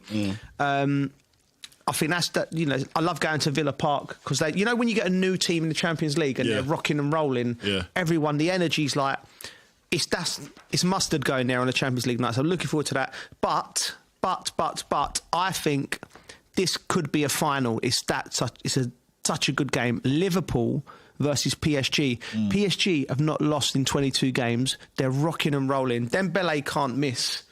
Barcola, he's on mate, form. That's the game to watch this week, isn't it? So Liverpool v Paris Saint-Germain. I would say Paris Saint-Germain is probably one of the favourites for the first time in a long time to win it, with actually having a lesser team. Yes. So this Paris Saint-Germain version, this team I would say is more of there's more of a bond there. Yeah, they ain't got the superstars like Neymar, Messi, and Mbappe, who going forward they're amazing. But what you lose is the defensive aspect of a football team that's supposed to work together. So you're basically down, when you're defending, 3 men down straight away. That was embarrassing at times watching that PSG team. And because they don't work you ain't going to see Mbappe going that way to work for his team. You're not going to see Messi doing it either. Messi just walks around the pitch until he comes alive when he gets the ball. Same.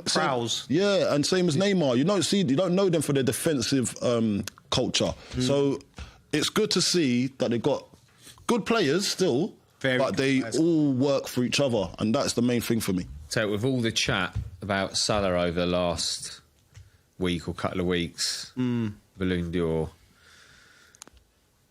I'd love to see him have a great game. Would you? I'd love to see it. Why? I just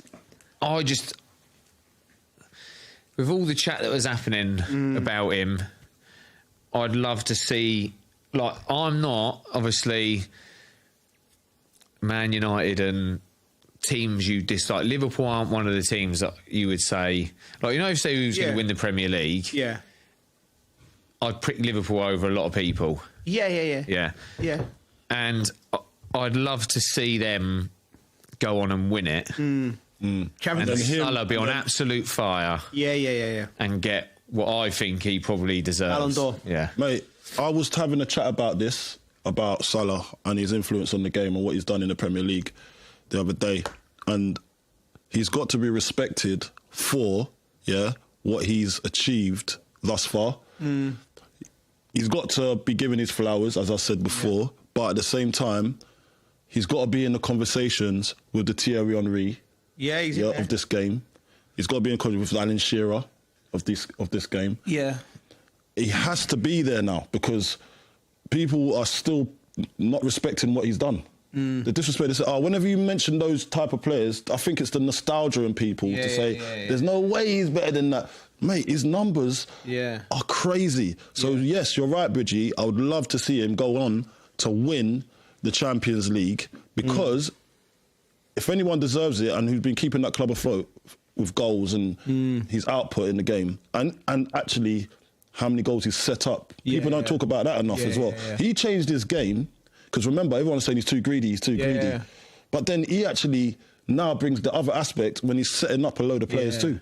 So he has to be put down as one of the greatest players of the Premier League era. If they win the league this year, which I think they will, and they've got a great chance Champions League, I think this is the best Liverpool side of the last 10 years. Certainly better than all the Jurgen Klopp sides. The way Arne Slot's taken them onto another level, I feel. How has he done that in 1 year? Under 1 year, obviously, Under 1 year. in the first season. What does he do next? Because if he wins the league and then he wins the Champions League, are they still in the cups?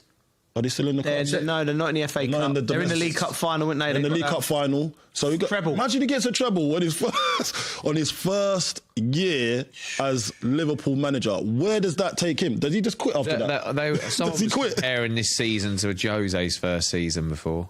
The last week. Yeah, they're up there points-wise. They're up there points. Well, we'll see what they win. Did Jose just win the Premier League? League and the League Cup and the league. First season. First season. Oh, that's decent, that, isn't it? Just and then where do you go from that? Semi-final of the Champions League. If you win the treble, Champions League, Premier League, and the FA Cup or League Cup, right? Yeah. Where does that leave you? Like, if you just come, this is your first season, right? What do you have to do next? Go and do it again, mate. Go and do it again. The game? I think you go and do it again. I think I might drop. Go and do it again. I wouldn't even want to get paid no more. I just might drop and go. Yeah. See you later, man. That'd be your press conference after a game to drop it. Mate, I'll be like, what's all that malarkey about? Well, what Klopp? What have you been doing all this time? Give me a call. I'll show you how it's done. That'd be brilliant. That'd be brilliant. I think we're cooked, gentlemen. And I think your time for the outro. So thanks for watching the dressing room with our Arabiya News. Catch you next week.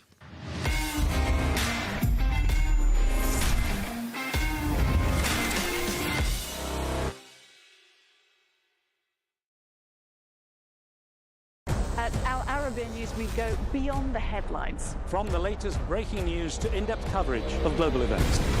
We're not bought or sold. Nobody owns us. The loss of life, the destruction of property.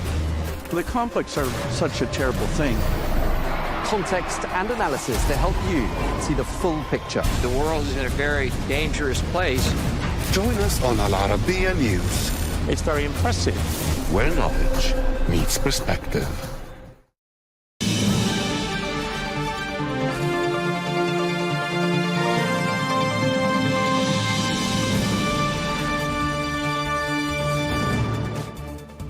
Hello and welcome to Global News Today, bringing you exclusive interviews with leading experts every weekday here on Al Arabiya News. I'm Tom Burges Watson. Coming up on today's programme, the US President Donald Trump announces that he is pausing military aid to Ukraine. This follows on from last week's Oval Office clash with President Volodymyr Zelenskyy. Ukraine says it will have to work through all available channels to maintain its ties with Washington, but it will do everything possible to hold out on the front line. And President Trump's long-threatened tariffs against Canada and Mexico come into effect, and existing China tariffs are doubled, leaving the nations affected mulling their retaliation.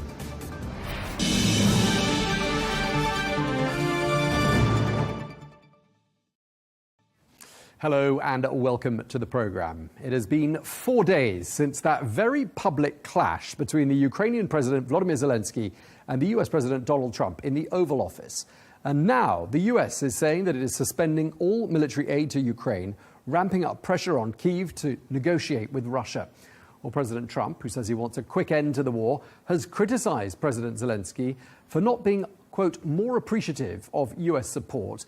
And he warned that he, quote, won't be around for long without a ceasefire deal with Moscow. Well, the suspension halts deliveries of ammunition, vehicles and other equipment, including putting a halt on agreements made under the Biden administration.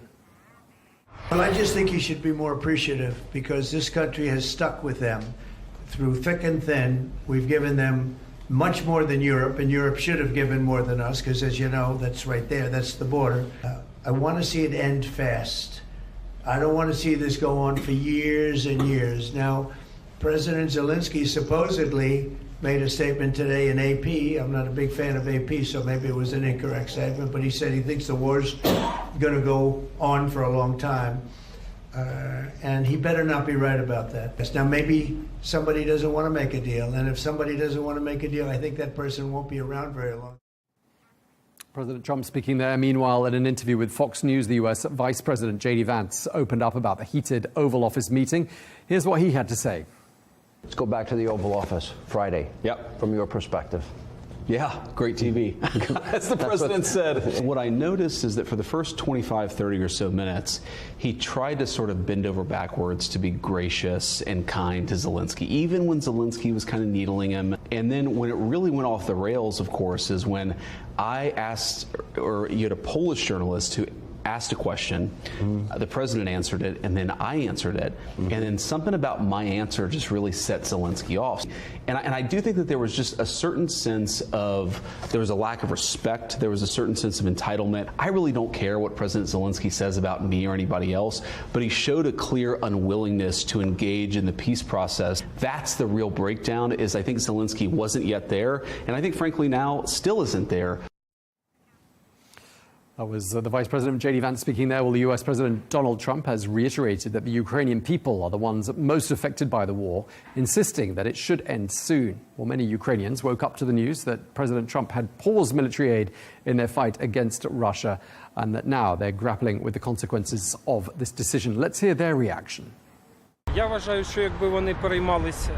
believe that if the US cared about the population, about the people of Ukraine, about the civilian population, about the people who live in this city, they would not stop providing aid in the form of anti-aircraft missiles, EW defense systems, and so on. I have hope that Trump could be forgiving. I hope that pausing the aid is a temporary measure, that everything will be fine. I hope that we can do things on our own without Trump. It's not true that we can do nothing, as he said, that we can only hold out for 2 weeks. That's not true, no. But we do really need this help. I hope he finally understands whose side he should be on. Okay, reaction there on the streets of Kyiv. Well, let's get some more analysis now from Captain Brent Sadler, former US military diplomat, now a senior fellow at the Heritage Foundation Center for National Defense, who joins us from DC. Thank you very much indeed for joining us, Captain Sadler. Great to have you with us. President Trump, we've heard, has ordered a halt to all military aid to Ukraine. Just want to get your thoughts. Why has he done this? And is this the right thing to have done? Well, I think, quite frankly, a pause sends a signal. It's not clear if this is going to be a permanent or a ceasing of military or financial assistance to Ukraine.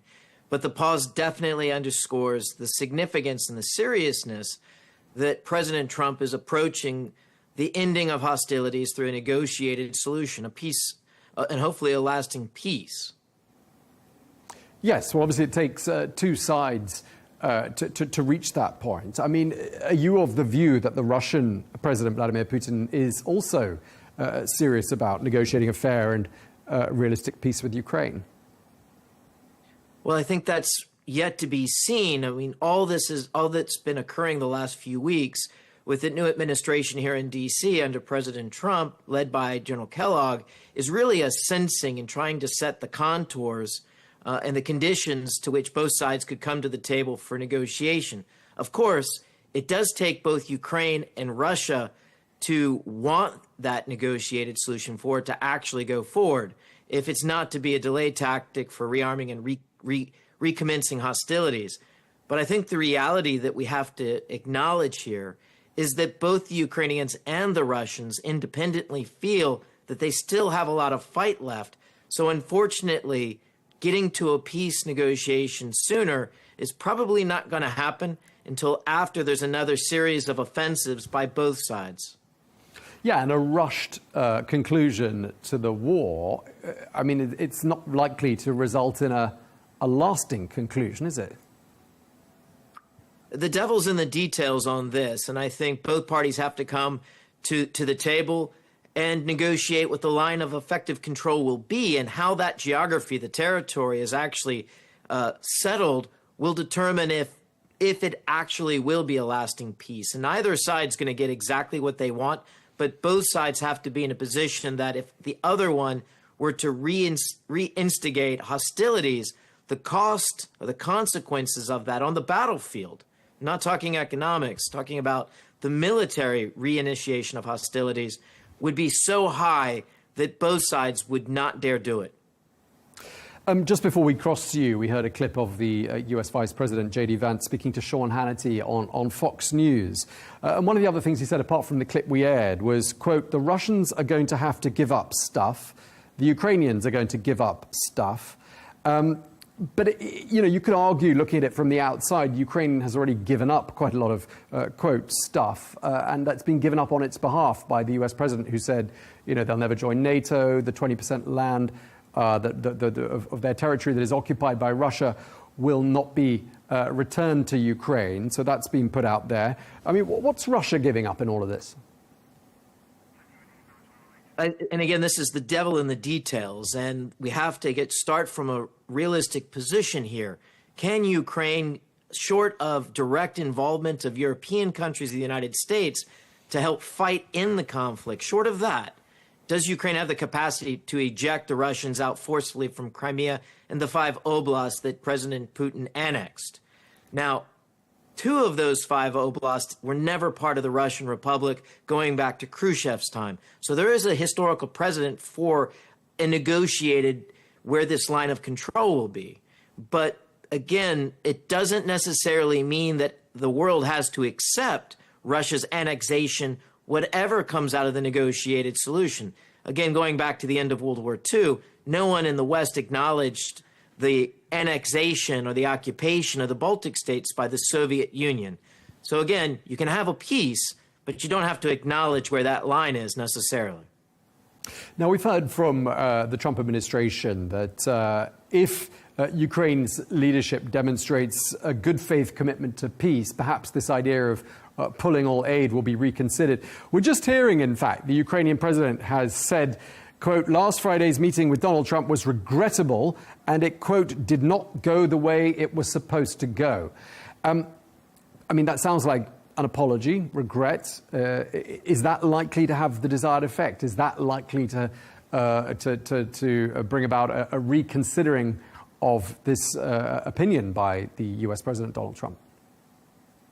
Politically, an apology has some weight, some value, but quite frankly, in the geostrategic realities and open combat, it has really little relevance. What matters is that Zelenskyy came to D.C. There was every expectation that a deal was going to get set that would put the United States and Ukraine on track for an alignment of interest in an enduring way that would include security assurances over time. Maybe not explicit in the treaty. That clearly was what Zelenskyy was hoping, but that was beyond political potentials in D.C. right now.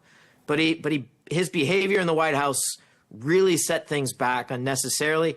But back in Kyiv now in the last day, we're seeing positive movement by their own parliament, signaling that they acknowledge Trump's interest in a fair peace treaty or peace negotiation is sincere. So we're starting to see some of the walking back on the Ukraine side to try to get to a position where they can continue getting the military support. The financial assistance is not as significant on the battlefield, of course, as munitions, like artillery rounds and air defense, as you had in your segment earlier.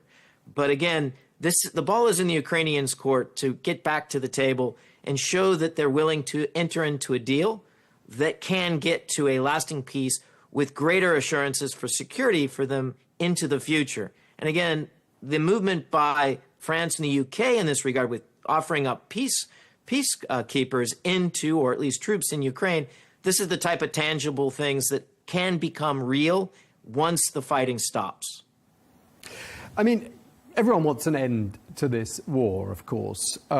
And I mean, Russia, of course, invaded Ukraine 3 years ago, having already annexed Crimea a decade earlier. I mean, do you think there's a realization at the White House? Because, I mean, you'd have thought there would be some support for a country that had been invaded and that, had now lost, let's say, 20% of its territory. Or do you think that perhaps there's an opinion in the Trump administration that Russia was stoked by NATO and acted out of necessity and had no other choice but to invade Ukraine? I mean, what do you think is the thinking in the Trump administration?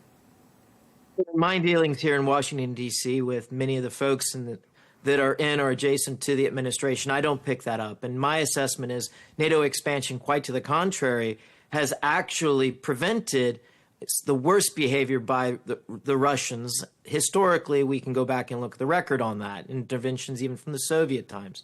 So I don't subscribe to that, and I don't think most people do. And I think there is a wide acknowledgement that the Ukrainian people have fought very bravely and continue to. But with the lack of in the absence of any strategy and a complete misreading for how the Russians would respond, this is an over fear of escalation on the part of the Biden administration. We basically got ourselves into, or at least led the Ukrainians into, an unwinnable war of attrition with a much larger belligerent in Russia. So we have to find a way to get forward. And more of the same is not the solution. And I think that is what animates a lot of what you're seeing coming out of the Trump administration, is to try to change the dynamic, shift into a new framework. If we can't get to a strategic change of the strategic environment, that might call for more action and pressure on the Russians than we've seen to date. And there are indications going after the dark fleet, which is supplying Russia a lot of money on its oil, petroleum trades, as well as other leverages against the North Koreans and the Chinese, could also be in the offing, if not already being pursued. Just lastly, I mean, to sort of wrap up this conversation, one quote I found quite interesting came from New York Republican Representative Mike Lawler, who said, quote, stopping support for Ukraine would jeopardize the stability of Europe and the free world. What are your thoughts on that, just to wrap up? Well, one point is, nations have to take after their own security and defense, or they bear the consequences. Ukraine has learned this since 2014 to 2022. They had not been able to get the military capacity that would have deterred Russia. They now bear the consequences of that inability, whether they did not show it bad priorities of their resources and their budgets over those years. But that's also a lesson that applies to NATO countries as well. If you cannot take care of your own defense, you're not a good ally or a good partner into NATO. And we're starting to see that turn, because the lesson is made very explicit by what Putin unleashed in February of 2022. All right, we're going to leave it there. Thank you very much indeed for your time. Captain Brent Sadler, former US military diplomat. Thanks again for your time. Thank you very much. Well, for more, we can speak now to Alina Frolova, former Deputy Minister of Defense there in Ukraine. Thank you very much indeed for taking the time to speak to us. Obviously getting reaction to this announcement out of Washington today. Do you view this as having been a betrayal? Good afternoon, first of all, and thank you for inviting me. Well, of course we do, yes, because we've been at least relying that United States will continue to stay our partner, a difficult partner with some kind of changing situation. But frankly saying, many experts, and I'm absolutely sure that officials here also been considering this so-called Plan B, or the worst case scenario. We are not there yet, not in worst case. It's not like a 100% stop of all the assistance. It's we need to go deeper and to understand that it doesn't seem like a cutting of all the 100 supplies now. But anyway, we are moving forward toward that scenario. And of course, no one is happy with that. But what I should do, what I should tell you that within the last years, we can be hardly impressed with something. So that's some kind of working mood here. We've heard from the head of Ukraine's Parliamentary Foreign Affairs Committee, Oleksandr Merezhko, who says that President Trump is pushing us towards capitulation. Is that the way it looks there in Kyiv? Yeah, absolutely, because we see the efforts which American administration, Trump administration, is putting into the facilitating the peace deal with Putin, with Russia, and we see that obviously they are ready to give them a lot to Russians in promises like releasing of sanctions, territorial, territories of Ukraine, and some other points which are under discussion. We don't see the peace through threat in that situation with Russia, but we see this approach with Ukraine. And obviously, it seems like they choose and they think the weakest part and try to oppress it to reach some kind of a deal. But the issue is that we are not the weakest part, and I'm sorry that the Trump administration didn't recognize it till this moment. But we have heard Washington say that this decision to halt aid would be reversed if President Zelensky demonstrates, quote, good faith towards peace talks. I mean, what does Ukraine think Washington wants it to do? It's difficult to say for sure, yes, but I think that they want some kind of excuses, which we can discuss with you whether they should be or not. And Ukraine is fully supporting its president with all the statements which he did.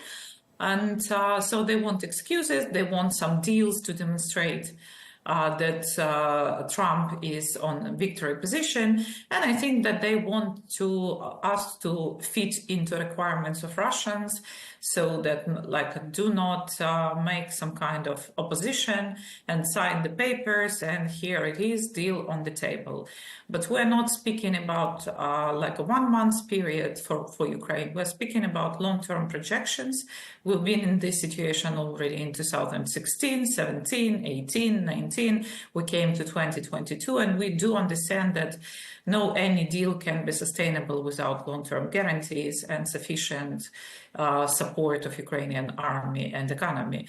So for us, it has no sense. That's why I don't think that it would be some kind of successful pressure and negotiations in the nearest future before the positions, including the Trump administration, won't be changed. I mean, we all saw what happened in the Oval Office on Friday, and I know people around the world were extremely shocked by the scene. Is there any feeling at all there in Ukraine that perhaps President Zelensky could have and should have played his cards differently? Is anyone blaming him? Every clever person considers that you always can do better. I mean, that's normal consideration for every person who has some brains and who is targeted at development. And so, of course, we discussing here what could be done better. But it doesn't mean that the whole situation, the whole picture, approach, tonality, acquisitions, and many other things, they demonstrating that we don't think that something in behavior of Zelensky could provoke such a reaction. And organization actually of this meeting before the negotiations to speak to media, American media, and if you saw, pay attention that DJ Vance, when he started to shout at the president, he was looking not at Zelensky but at media. All that demonstrates that the task of this part was more addressing the American audience and demonstrating something to them than trying to negotiate any positions with Zelensky and with Ukraine. So how long can Ukraine last for without US support? What is the state of the hardware, the military hardware stocks there? I don't know, because I'm not in capacity and I don't have access to some kind of official data. However, today the relevant committee on security and defense said that those critical weapons, or some equipment which we receive from United States, we have some stocks for half a year. But we should understand that even in case that we have a lack of that critical weapons, pieces from United States, it doesn't mean that we don't have weapons and we don't have ability to fight. We will probably lose in quality on some, for example, air defense or intelligence or something like that. But first of all, we still have time to solve the issue, at least partially, to compensate it with some other capabilities which can be compensated to a decreased dependence from United States. But of course, there are some pieces which make the critical dependency, like Patriots, for example. So the situation is yet not clear. However, it's quite dangerous from the point of view of additional losses we can bear. And in terms of the actual amount of money the United States has spent on supporting Ukraine, I mean, some in the Trump administration are using numbers like $500 billion US dollars. I'm only seeing $175 billion as the total figure for total US assistance to Ukraine. What is the right figure, in your opinion? Well, 500, this is something from the Russian TV, because they include there also potential losses of the American companies, which were like paralyzed in Russia and lost their incomes in Russia. And this is what was promoted before by Russian propaganda. And it means that Trump administration is actively watching Russian TV and relying on their figures. Even 175 is the questioned figure, because not all the supplies are done. Not all the equipment was like a modern equipment, so we can speak about the coefficients.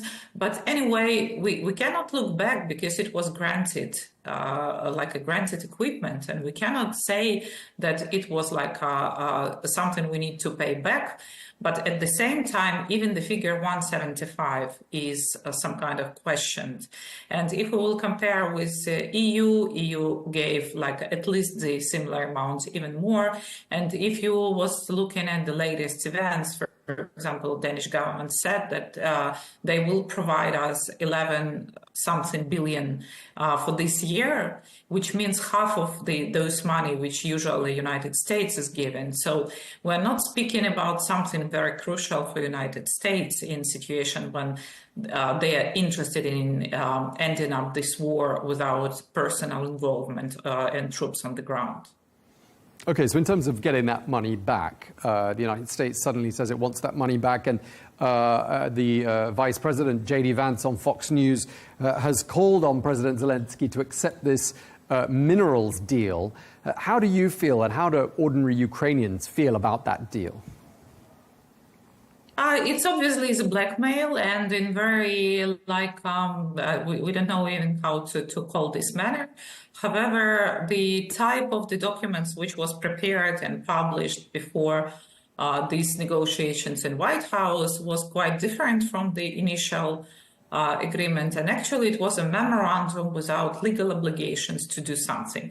So that paper, as we understood, was already developed to save the face of Trump administration, to demonstrate that they that they signed some kind of a deal. But what was said there in that document, we saw just intention to establish the fund, and all the relevant details about that fund should be considered later when the fund to be established. So it was like a pre-deal agreement, but I think that the Trump administration wanted to demonstrate something signed and prove their abilities in front of the American publics more than this agreement brings something to the United States or to Ukraine. Yeah, that was said on Fox News last night. One of the other things I wanted to ask you about is why President Trump, you think, is so angry by something that President Zelenskyy said, which he said that the end of the war with Russia is still a long way off. I mean, Donald Trump got onto social media commenting on that, saying it was absolutely the wrong kind of comment. Why do you think that's annoyed him so much? Well, because he tries to promote his ability to end up this war in a week or two or months in quite a short period. And of course, it doesn't fit into reality, but he considers that I believe that, I don't know for sure, but I think that he can consider that the words of Zelenskyy are some kind of contradicting to what he said. However, if you will look at the whole speech of the President Zelenskyy, there were any contradiction with that statement, and he was describing the process of how the negotiations are going on. And I think that some kind of personal factors also played the role, that Trump from the first period of him being a president had some kind of attempt to oppress the Zelenskyy and to press on the some kind of deals which he was interested in that time, and he failed. So I think that both factors in combination, they make such a painful reaction of him at these words. I mean, do you think President Zelensky's position is tenable? Do you think he should perhaps offer his resignation to try to save the relationship between his country and the United States? And were he to do that, is there someone lined up who could replace him quickly? We're a country in war, and sorry, this is Ukrainian decision which president we would like to have. In any situation, the good leadership is one of the factors to win this war. So we are not ready to exchange the presidents just because DG Vance or someone else from senators want us to do, because this is our destiny. And unfortunately, in this situation, we are not in position to trust America with their assistance, with their influence, with their ability to end up this war. That is why we are not discussing the rating of President Zelenskyy, and level of trust to him is quite high, and level of support to him after his Washington visit increased, including the support among the armed forces. So we have no reasons to replace him, and this is directly prohibited by our constitution. And we are not in position to question our constitution, because we appear like a civilized people who live in the state which supports the constitution and rule of law. Okay, and just lastly, I mean, the United States president and his vice president in the Oval Office, they don't seem to think that President Zelenskyy is sufficiently grateful for Washington's support. They think he's disrespectful. They leveled all sorts of accusations at him. What is your message to Washington? All Ukrainian nation is very grateful to American nation for all the support we got. We do understand and do appreciate it, and many times in personal communications, in public communications, all the nation of Ukraine, all those people who are refugees in the United States, our politicians, they were bringing thank you to American people, to administrations, and we said it like thousand millions of times. I don't think that there is like a truth in those words, and I think that this is just a manipulation. And I don't know what kind of appreciation the Trump administration want, but we speak all the time, and this is really truth, that we do understand the role of American nation, which it played in all the events before, and our possibility to stay alive till that moment, and we will not forget it. Okay, well, we really appreciate you taking the time to speak to us. Thank you very much indeed. Alina Frolova, former Deputy Defense Minister of Ukraine. Thanks again. Well, for more analysis, we can speak now to Stephanie Babst, who is the former Deputy Assistant Secretary General of NATO. Thank you very much indeed for joining us. The US, of course, saying it's going to cut off military aid to Ukraine. The US role up until this point has included weaponry, air defense systems, intelligence sharing. I mean, how long can Ukraine realistically last without all of that? This is a question that Ukrainians can answer, because they do the operational military planning, and they know firsthand what type of capabilities they require tomorrow, the day after tomorrow, and in the weeks to come. I guess they share that with European allies. So it's not really very easy to say they can only hold on so long. But I think what really has driven Ukrainian resilience ever since the full-fledged assault on Ukraine began was their resilience and their ability to adapt to military requirements. So I must admit, I'm fairly confident that they can, hold the fortress and continue to defend themselves for some time to come. Is there any way in which Ukraine can make up for the shortfall? Well, obviously, the Europeans are now in the role of supporting Ukraine. They must really deliver. My criticism has always been in the past 3 years that they delivered too little, too late, and with too many national caveats and restrictions. This is a policy they really need to leave now behind and come in fully, and deliver everything that the Ukrainians require. And it's my understanding from looking at the political discussions in Europe that it is not only now about Europeans trying to generate more money and really talk about these immense financial sums they would like to come up with. They are also ready in order to not let Ukraine be crushed under the bus by President Trump and Mr. Putin jointly. Now, this decision by President Trump was made without consulting NATO allies. And we've heard in the last couple of days someone very close to Donald Trump, Elon Musk, who says that the United States should leave NATO. I don't know what you think about that. What would that mean for NATO? Well, I mean, it is not Elon Musk, first of all, who should come up with any kind of judgment on this, because he is clearly absolutely illiterate in these type of issues. But we've heard President Trump already making similar noises during his election campaign. So I maintained the view over the past half year or so that the allies would be well advised to really prepare, do contingency planning, because even if Mr. Trump will not officially abandon NATO, he has a wide range of opportunities to really do harm to NATO. And he has already harmed NATO massively. Primarily, obviously, by leaving the consensus on Russia. And if I think back of just 2 days or 3 days ago, when the U.S. Defense Secretary ordered the U.S. Cyber Command to stand off all operations, defensive and offensive cyber operations against Russia, this is something really, really bad. I mean, this is almost insane, I think, if you, and unless you side with Putin. So this harms the alliance. So I think, politically speaking, the European allies should really stop trying to cling on to President Trump, try to influence his course of action, because clearly he has already made up his mind and he is implementing his strategy of realigning with the worst enemy Europe has had in the past couple of, decades, which is Russia.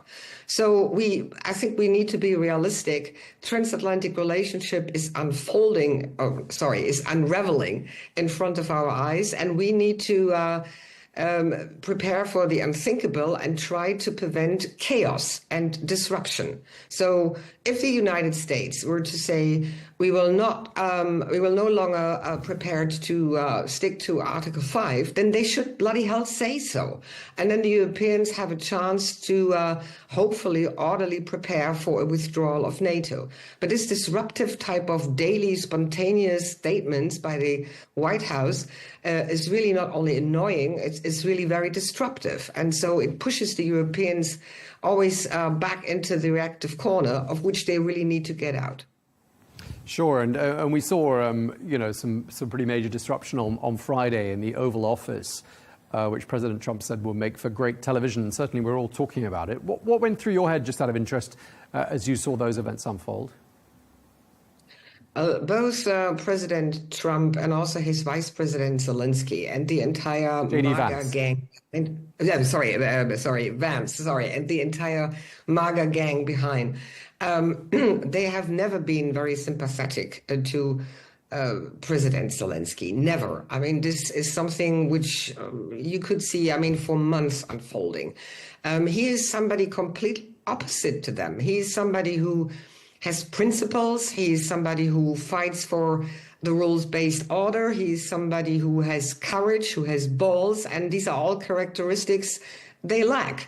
So yes, he is clearly in their way, and one way of coming closer to a deal with Russia is to also put pressure on Zelenskyy, because the Russian government has tried all along in order to oust Zelenskyy. So this is another, I'd say, part of the overall puzzle and strategy of the Trump administration to really realign with Russia and to, as I said, to really have put Ukrainians under a bus. Yeah, there's one piece of interesting analysis that we've heard in the last 24 hours, coming from the historian and senior lecturer in modern European and international history at the University of Sydney. His name is Marco Giranti, and he said that meeting gave cover to the Trump administration to suspend the aid, which has now happened. And he raised the question of whether that Oval Office clash was really entirely improvised. He then went on to say that this latest announcement was a massive gift to Russia. Here's what he said. I think it's absolutely a win for Putin. This is something that Putin could only have dreamed of, even just a week or a month ago. We've seen events hurl forward at a shocking speed, and Putin has so far gotten everything he could have wanted. He outlined last year his war aims and the conditions under which he would start negotiations for peace. And Trump has given him almost everything he wanted right away. So I think this is a major win for Putin. Okay, so he seemed to be suggesting that everything that's happened so far has gone the way of the Russian president. I mean, have there been any concessions up until this point made by the Russians? And do you agree with what you just heard? I do agree with one exception, which is that the Russian side has absolutely no interest and no incentive to move forward on what we keep on discussing under the label peace. President Putin certainly is looking forward for international recognition, for the lifting of sanctions, for a bilateral meeting with Trump. So there are lots of interesting things that he can book as potential gains back home, but he's certainly not interested in altering his overall strategic objectives of changing the balance of power in Europe by force, of destroying Ukraine, of destabilizing Europeans, and of ultimately also ending NATO. And if you look at his performance so far, I think he has made really a lot of progress. And the biggest progress that he has made is due to President Trump. So, yes, we are really in the eye here of a geopolitical storm with the Ukrainians right in the midst. But I think looking more broadly at the ramifications of what's ongoing, that I wonder what countries in the Middle East, in your region, or in other parts of the world, in Asia, long-standing U.S. allies, say when they look at an U.S. administration, which is clearly so unreliable and which is clearly ready to give up long-standing partnerships, turn around and actually betray allies. I think this is a very worrisome development, and this is not just something that Europe needs to struggle with. I think we would need to really build a much broader coalition of democratic Ukraine supporters, including countries from the Middle East, including countries from Asia, such as South Korea or Japan, because at the end of the day, we are all sitting in the same boat if we want to hold the fortress and continue defending the rules-based order. Okay, and I mean, just to wrap up, I mean, we do hear, and we do speak to a lot of people in the Trump administration here at Al Arabiya News, and one thing we often hear them saying is, this is Europe's problem. Why should we have to pay for it? Let's get this war over and done with. How do you answer those sorts of argument from Washington? Well, for starters, Ukraine is not Afghanistan. I mean, the Trump administration, number one, messed it up big time in Afghanistan, with the exception that they didn't even bother to talk about peace in Afghanistan. They just turned around, made a really bad deal without the Europeans with the Taliban, and handed over the country to those people who actually attacked the United States on 9/11. So I think they would like to repeat that type of template in variations, obviously, because the broader objective for the Trump people is a realignment with Russia. And if they really want to realign with a war criminal and an aggressive nuclear blackmailer, I mean, then they should go for it. But my point remains the same. We, the group of democratic countries who have an interest to not live in a jungle, where the right of the might basically takes place and reigns, we need to push back, and we need to push back hard on both fronts, both vis-à-vis Washington as well as Moscow. Okay, Stephanie Babs, we're going to have to leave it there. Former Deputy Assistant Secretary General of NATO. Thanks for your time. Thank you.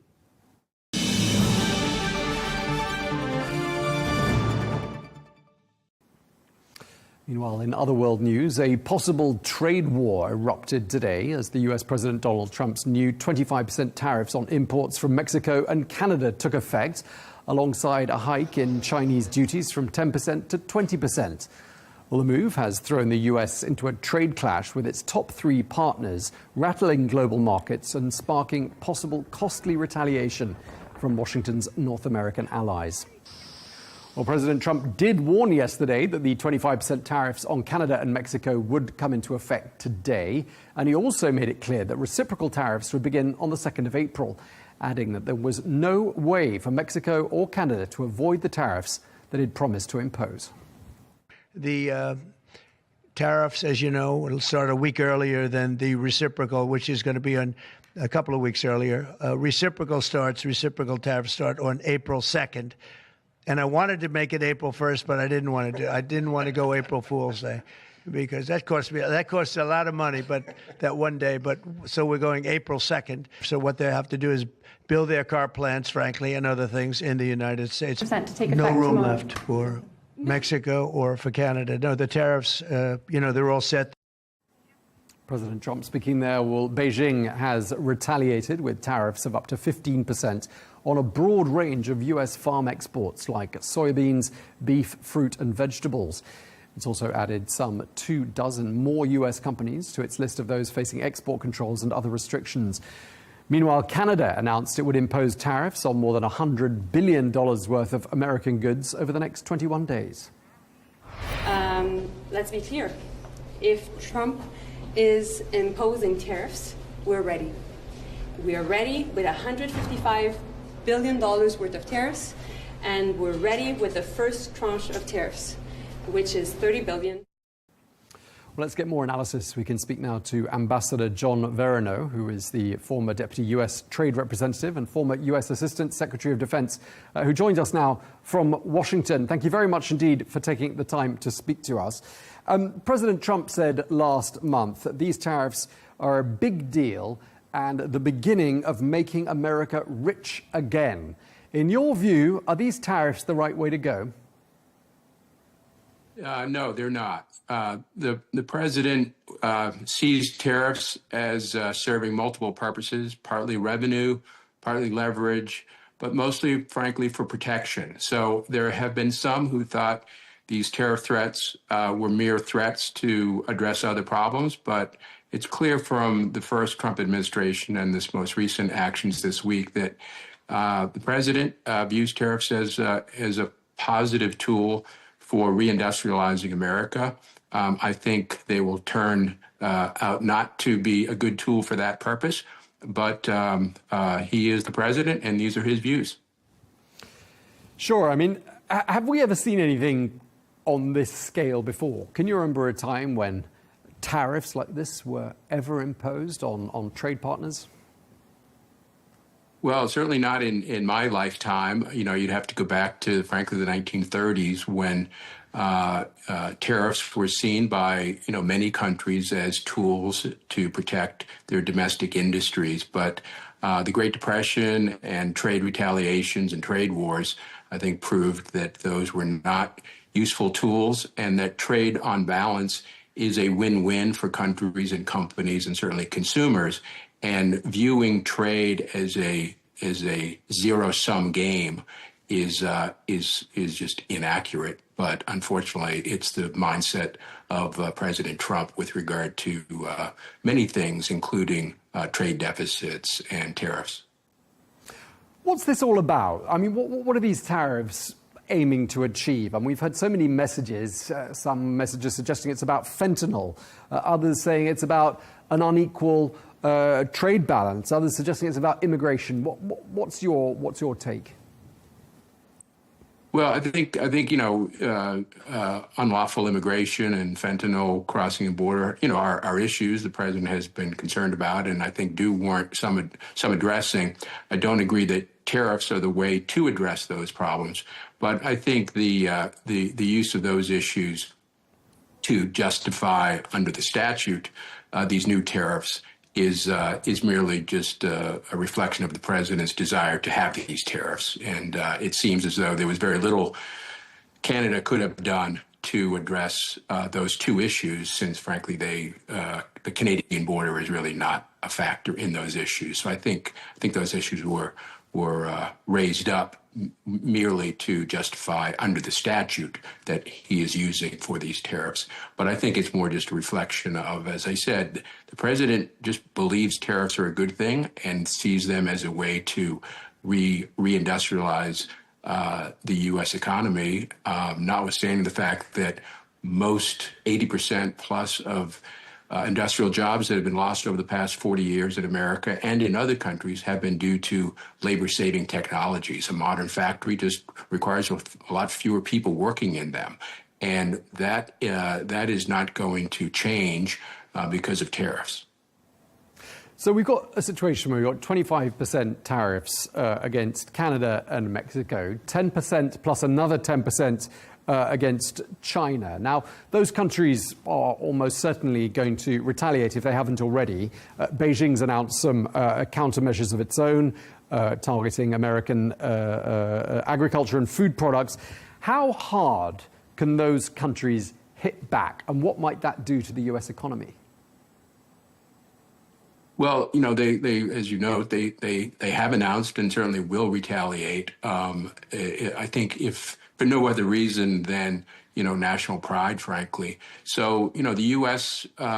Is the world's largest market economy. So, losing access or having access to the U.S. market impaired through tariffs is a big economic hit to those countries. But it will be a hit for U.S. consumers as well, and farmers, and you're going to start to see that emerge over the next few weeks. So those other countries don't, certainly Canada doesn't have the leverage that the U.S. has. It's a much smaller market, but they will take actions that will hurt U.S. consumers. And overall, I suspect we will see inflation reemerge, which is ironic since so much of our election was about inflation and President Trump's commitment to address inflation. Certainly these tariffs are not going to help in that effort. Now, back in November when we last spoke, I asked you if we were on the verge of a full-blown trade war, and you suggested it was perhaps a bit too early to tell. 3 or 4 months later, what's your current assessment?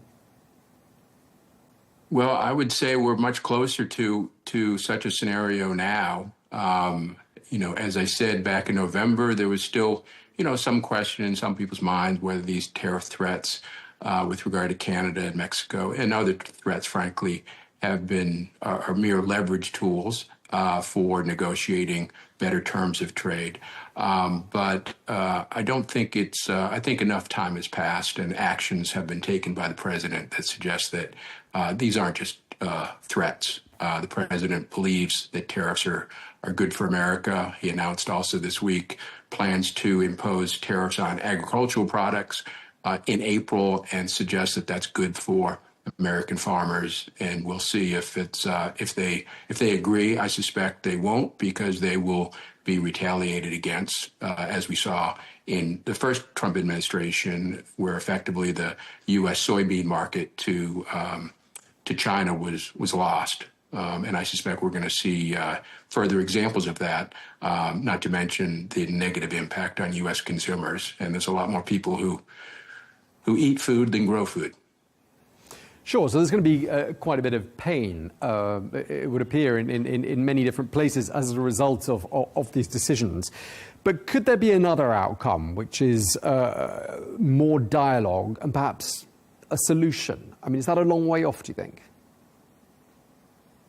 It could be. It depends, if a more surgical approach is taken. The U.S. and India have announced plans to begin negotiating, some type of a trade agreement. India is one of those countries that has, relatively high tariffs. So I think that addressing that and using access to the U.S. market by India, I think is good leverage and necessary leverage to address some of those high barriers that India has relative to U.S. barriers for Indian products. So as a surgical matter, I think, these threats and use of tariffs can be a good thing. But right now they seem to be using it in a very blunt way that I think it's difficult to see how, A, what the goal is, and B, how blunt use of tariffs will achieve whatever goal may emerge and clarify. Just as an extension of that point, I mean, are there ever any winners in a trade war? And I'm thinking about perhaps countries that are slightly on the periphery of the trade war that aren't directly affected. Do they tend to benefit? Well, I would say, trade wars, in the end, don't benefit anyone. They are, they do a lot of disruption to supply chains, et cetera.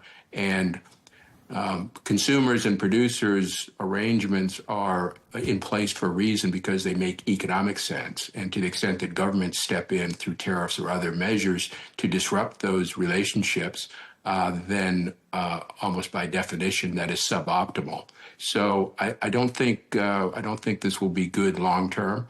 We'll see what the future brings, but I really don't think this is going to end well. If we're going to continue to see an escalation of tariffs, now we have tariffs now on Chinese products, many of them, close to 50%. We have tariffs on our, closest allies and neighbors now of 25%. So I don't see this going well, but I think eventually the folly of these massive tariffs will reveal themselves, and there'll be a course correction. That is my hope, at least. And just lastly, Ambassador Verino, just to sort of wrap up this conversation, Warren Buffett of Berkshire Hathaway fame has said, quote, tariffs are an act of war. He's talked about their inflationary impact, suggesting that consumers face higher prices as a result. He says the tooth fairy doesn't pay for those price increases. Just tell us, what does all of this mean for consumers generally? Well, it means once again that Warren Buffett is a wealthy man for a reason. He's very smart, and he's correct that these tariffs are paid by someone in a very narrow sense on a particular product, depending on the particular market and leverage between buyer and seller. They can be, borne. The burdens of those tariffs can be borne more by the selling country than the buying country, but for the most part, ultimately, they're borne by U.S. consumers. These tariffs will be, and that will, I think, reveal itself in time. And I suspect there will be some kind of course correction, or at least certainly that is my hope. All right. Thank you very much indeed for your time, Ambassador John Verino. Thanks again. Great. Thank you. Well, for a Canadian perspective, we can speak now to Professor Moshe Lander, an economics expert at Concordia University in Montreal. Professor, great to have you with us. These tariffs weren't a massive surprise, were they? Is Canada ready for them? Well, Canada says it is. I'm not sure that they actually are. It's been 30 years that we've had a free trade agreement with the U.S. and with Mexico, and our free trade agreement with the U.S. goes back even further still. Tariffs have only been used as retaliatory measures for violating the agreement, but not as a blanket way that nobody has done anything wrong and let's just hit them where it hurts. So we'll find announcements coming later today from the Canadian government as to what they plan to do to retaliate. But I have a feeling that two wrongs are not going to make a right here. This is just going to make a messy situation messier. Okay, I was going to ask you about the impact. I mean, what is the impact going to be, the immediate impact of these tariffs on the Canadian economy? So for the Canadian economy, anything that has a short shelf life, like fruits and vegetables, we're probably going to see jumps in prices right away because they're going to be subject to tariffs. Anything that has a very integrated supply chain, which is very common with the U.S., like in our auto sector, a car can pass back and forth across the border multiple times. Every one of those times it passes back and forth, it's going to be subject to the tariff and the counter tariff. You could easily see that production starts shutting down on manufactured goods. And that means then that people are going to be laid off, and whether they're laid off temporarily or fired permanently, and whether businesses decide that they're going to just shut up operations and move towards the U.S. These are going to be decisions that start coming in quick order based on how much inventory they have and how long they can withstand the tariffs when they're in place. We've heard from the Canadian Prime Minister Justin Trudeau saying, quote, tariffs will disrupt what's been an incredibly successful trading relationship. In terms of retaliation, what can we expect? Not much. I think that it's more political than it is economics driven. The amount of goods and services that we import from the U.S. is around $500 billion a year, but the U.S. economy is around $30 trillion a year. So even if we stopped every single import from the U.S. to teach them a lesson, we're talking about $1.50 out of every $100 worth of economic activity. If you had $100 in your pocket and $1.50 went missing, you might be upset for a little bit, but you still have the $100. I don't know how much sleep you're going to lose. I don't know how much you're going to rethink your life's philosophy and your outlook. I don't know that we're going to be able to hit the U.S. in any meaningful way that's going to make them reconsider what they've done to their closest trading partner and their biggest ally. Yes, but if you acted collectively with the other countries that have been affected, and there's quite a lot of them, I mean, that would have quite a serious retaliatory effect, wouldn't it? It could, but of course, the last 80 years of more liberalized trade has been that the U.S. has been essentially the global police officer that's dangled in front of any recalcitrant countries. If you're willing to open up to trade, we can offer you access to one of the biggest and richest markets in the world. If they're now pulling up the drawbridge saying, thanks, we don't want to do this, and we're seeing this across a whole bunch of other policies where they're just kind of looking inward, then does that incentivize everybody else to say, all right, well, if they're going to do it, we're going to do it too. So there is the potential here that, yes, we could group together and try and take aim at the U.S., but I don't know that even there's the desire to do it if all it's going to do is escalate problems for each of those individual countries. How strong that coalition is going to be is probably in doubt. We've heard from the Canadian Chamber of Commerce CEO Candice Lang saying that, quote, today's reckless decision by the U.S. administration is forcing Canada and the United States towards recessions. So she seems to think it's both countries will be forced into recessions, job losses, and in short, she said, economic disaster. What's the sort of general public reaction to this news there in Canada? In Canada, I don't think we've ever seen such unity among Canadians, whether it's wanting to boycott U.S. goods, acts of patriotism. Hockey over here is, of course, our big sport, and we had a recent competition with the Americans where we've taken to booing their national anthem. And when the Canadian team won, it was a level of pride that we haven't seen in the country in a long time. Even the separatist province of Quebec is now feeling a very tight part of Canada right now. So how long that lasts is going to be determined, I guess, by how resilient our economy is. But the CEO was correct there that if the country tips into recession, is it going to be that every region starts to try and defend its own interests rather than hold together as Team Canada? And of course, in Canada, our politics are a little messy right now. Prime Minister that you mentioned is going to be stepping down in the next couple of weeks, and the person that replaces him is probably going to call an election about 6 weeks after that. So we could have an entirely new government by the summer, and how they're going to relate to the U.S. administration is still a little bit in doubt as well. Okay, so what about the idea of becoming the 51st state of the United States? Is that the way people are seeing things heading?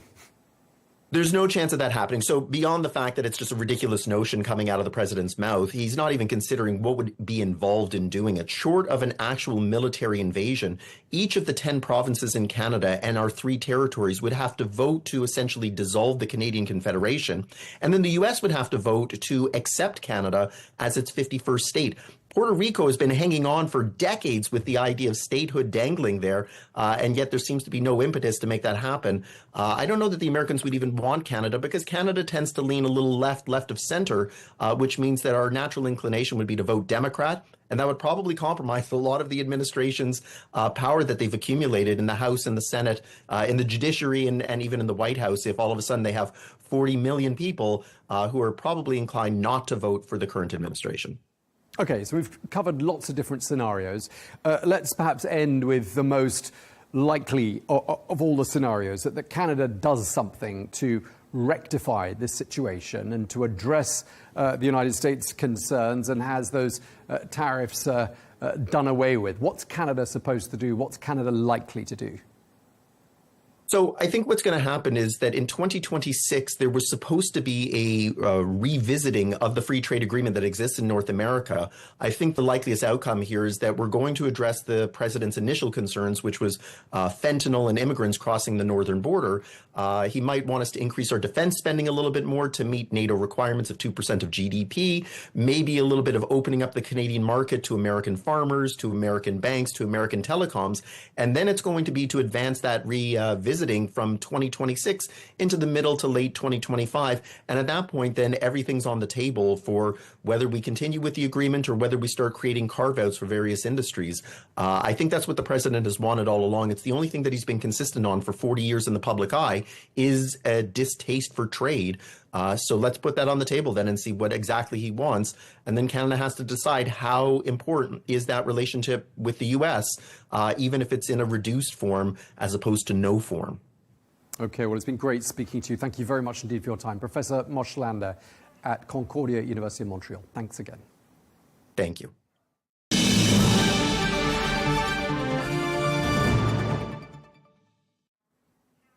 Well, that is all we have time for on Global News today. Thank you very much indeed for watching. Be sure to join us again tomorrow for more exclusive interviews. Until then, bye-bye.